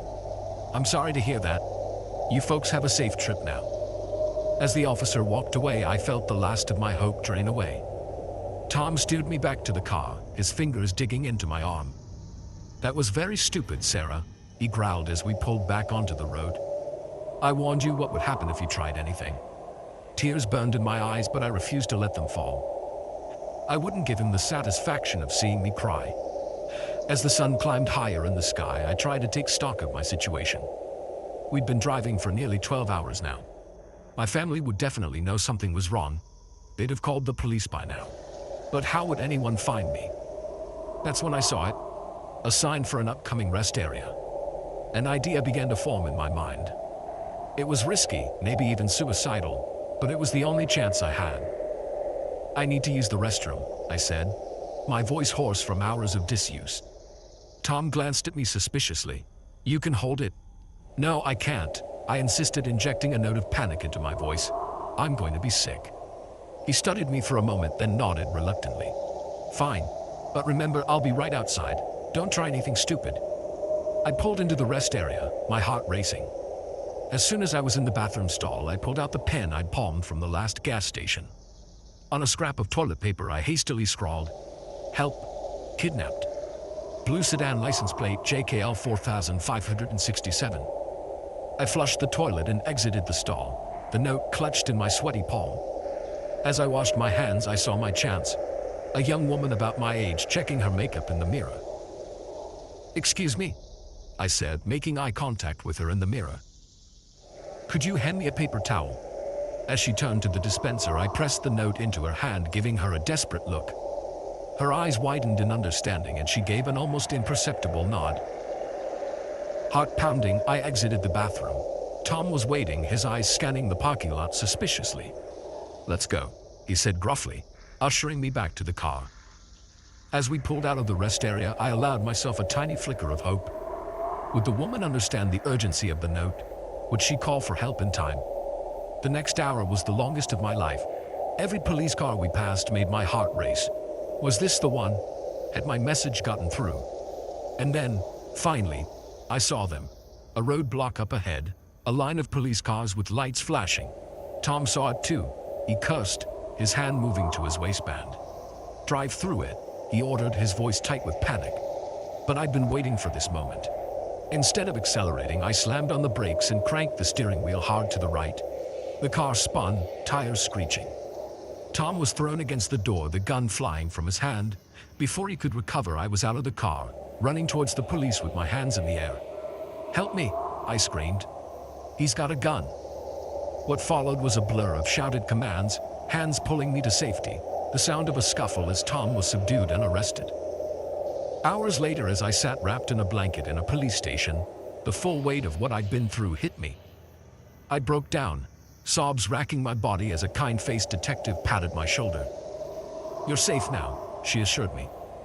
"And thanks to your quick thinking, we were able to catch a man wanted in 3 states for kidnapping and worse." In the days and weeks that followed, as I gave statements and testified in court, I grappled with the impact of those harrowing hours. I had nightmares, jumped at every unexpected sound, eyed every stranger with suspicion. But slowly, with the help of therapy and the unwavering support of my family, I began to heal.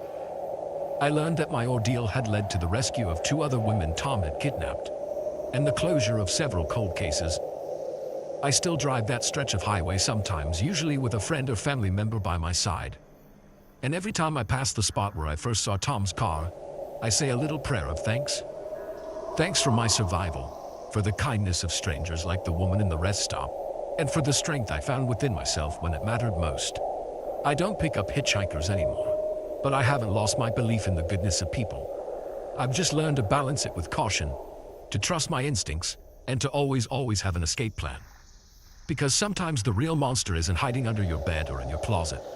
Sometimes it's sitting right next to you, asking for a ride.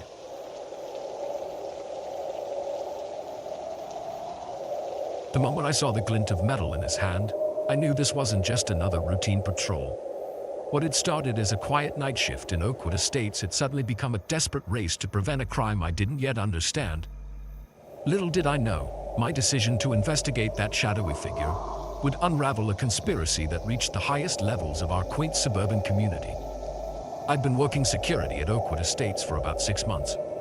It was a cushy gig, mostly involving driving around in a golf cart, checking gates, and occasionally asking teenagers to keep the noise down. The residents were wealthy and private, the kind of people who valued their peace and quiet above all else. That night started like any other. I clocked in at 10 p.m., did my usual perimeter check, and settled in for what I expected to be another uneventful shift. The October air was crisp, carrying the scent of fallen leaves and wood smoke from distant fireplaces. It was around 2 a.m. when I first noticed something off. I was doing my rounds in the golf cart when movement caught my eye, a figure darting between the shadows of 2 large oak trees. At first I thought it might be a deer. We got them sometimes wandering in from the nearby forest, but the movement was too deliberate, too human. I slowed the cart, squinting into the darkness. There it was again, definitely a person, trying very hard not to be seen. My heart rate picked up. This was unusual. Oakwood residents didn't typically skulk around their own neighborhood in the middle of the night. I debated calling it in. But what would I say? That I saw a shadow. I needed more information. So against my better judgment, I decided to investigate. Leading the cart, I moved quietly towards where I'd last seen the figure. The manicured lawns muffled my footsteps, but I still winced at every twig that snapped under my feet. As I drew closer to the house, the figure seemed to be circling. I recognized it as belonging to the Andersons. Tom Anderson was some big-shot lawyer or banker. I could never keep track of what all these rich folks did. That's when I saw it, the metallic glint that made my blood run cold. The figure was crouched by a ground-floor window, and in his hand was unmistakably a crowbar. This wasn't just trespassing. This was a burglary in progress. I reached for my radio, ready to call for backup, when a sound made me freeze. It was the creak of a door opening, followed by hushed voices. More than one person was involved. "Hurry up," a low voice hissed. "We need to be in and out before anyone notices." "I'm walking as fast as I can," another voice replied, tension evident in every word. "You try picking a state-of-the-art lock with sweaty hands." I pressed myself against the side of the house, heart pounding. This was way above my pay grade. I should call the police, let them handle it. But something held me back. A nagging feeling that there was more going on here than a simple break-in. The sound of shattering glass made me jump. They'd given up on finesse and gone for brute force. I peered around the corner, just in time to see two figures slipping through the now broken window. I had to do something. The Andersons could be in danger. But I was unarmed, untrained for this kind of situation. My hand hovered over my radio, ready to make the call that would bring squad cars screaming into the quiet neighborhood. That's when I heard it. A child's frightened cry from inside the house. All hesitation vanished. I couldn't wait for the police. I had to act now. Adrenaline coursing through my veins, I moved toward the broken window. Glass crunched under my feet as I carefully climbed through, wincing as a sharp edge caught my arm. The interior of the house was dark, but I could hear movement and muffled voices from upstairs. I moved as quietly as I could, years of late-night snack runs finally paying off as I navigated the unfamiliar space. As I reached the top of the stairs, the voices became clearer. They were coming from a room at the end of the hall, a child's bedroom, judging by the decorations I could make out in the dim light. "Please," a woman's voice pleaded, thick with tears. "Don't do this. She's just a child." "Shut up," a harsh male voice responded. "You knew this could happen when your husband decided to grow a conscience." I edged closer to the partially open door, my heart in my throat. Through the crack, I could see Mrs. Anderson on her knees, arms wrapped protectively around a small pajama-clad figure. Two men stood over them, faces hidden by ski masks. "Where are the files?" one of the men demanded. "I don't know what you're talking about," Mrs. Anderson insisted. The man raised his hand and I saw the glint of a gun. Wrong answer. I didn't think, I just acted. Bursting through the door, I tackled the armed man with all my might. We went down in a tangle of limbs, the gun skittering across the floor. What followed was chaos. Mrs. Anderson screamed. The child wailed. The second intruder lunged for the gun, but Mrs. Anderson was faster. She grabbed it, pointing it with shaking hands at the masked men. "Don't move," she said, her voice steadier than I would have expected. I managed to pin down the man I tackled, using zip ties from my utility belt to secure his hands. The other man raised his hands in surrender, clearly not willing to risk getting shot. It felt like hours, but it was probably only minutes before the wail of sirens filled the air. Someone must have heard the commotion and called the police. As squad cars flooded the street and officers swarmed the house, I found myself sitting on the front steps giving my statement to a detective. The adrenaline was wearing off, leaving me shaky and exhausted. "You took a hell of a risk," the detective said, shaking his head. "But you probably saved their lives. Good work, kid." But as the night wore on and more details emerged, I realized this was far from over. The break-in wasn't a simple burglary. It was connected to something much bigger. Tom Anderson, it turned out, was a prosecutor who had been building a case against a ring of corrupt local officials. The men who broke in were sent to retrieve evidence he'd gathered, evidence that implicated some very powerful people in bribery, embezzlement, and worse. In the days that followed, as I gave more statements and watched the story unfold on local news, I grappled with the implications of what had happened. The quiet, affluent community I'd been patrolling wasn't as perfect as it seemed. Beneath the manicured lawns and pristine facades lurked secrets and corruption. My role in foiling the break-in had made me something of a local hero. Residents who had previously barely acknowledged my existence now stopped to shake my hand or offer thanks. But it also made me a target. Anonymous threats started appearing, notes left on my windshield, suspicious cars following me home. The police offered protection, but I knew they couldn't watch me 24/7. I considered quitting, moving away, starting fresh somewhere new. But something kept me in Oakwood Estates. Maybe it was a sense of duty, or maybe just plain stubbornness. I'd stumbled into this mess, and now I felt responsible for seeing it through. So I stayed. I kept working my night shifts, but now with a heightened awareness of the secrets that might be hiding behind every perfectly painted front door. I started paying more attention to the gossip, the whispered conversations that stopped when I approached. Slowly, I began to piece together a bigger picture. The corruption went beyond just a few officials. It was systemic, deeply ingrained in the very fabric of the community. And I realized that my accidental heroics that night had placed me in a unique position to do something about it. I started gathering my own evidence, carefully documenting suspicious activities and conversations. It was dangerous work, and there were nights when every shadow made me jump. Every unexpected sound had me reaching for a weapon I didn't carry. But I persevered. Because that night had shown me something important. That one person, even someone as seemingly insignificant as a night security guard, could make a difference. Could save lives, could uncover truths that others wanted to keep hidden. As I write this, the investigation is still ongoing. Tom Anderson's case has blown wide open, leading to arrests and resignations at the highest levels of local government. And me? I'm still here, still patrolling the quiet streets of Oakwood Estates. But now, when I look at these grand houses with their perfectly manicured lawns, I see them differently. I know that behind every pristine facade there might be secrets lurking. And I'm ready to shine a light on those shadows no matter the cost, because that's what I've become, not just a security guard, but a guardian of truth in a place where lies have lived too comfortably for far too long. It's a dangerous job, but somebody's got to do it. And for better or worse, that somebody is me.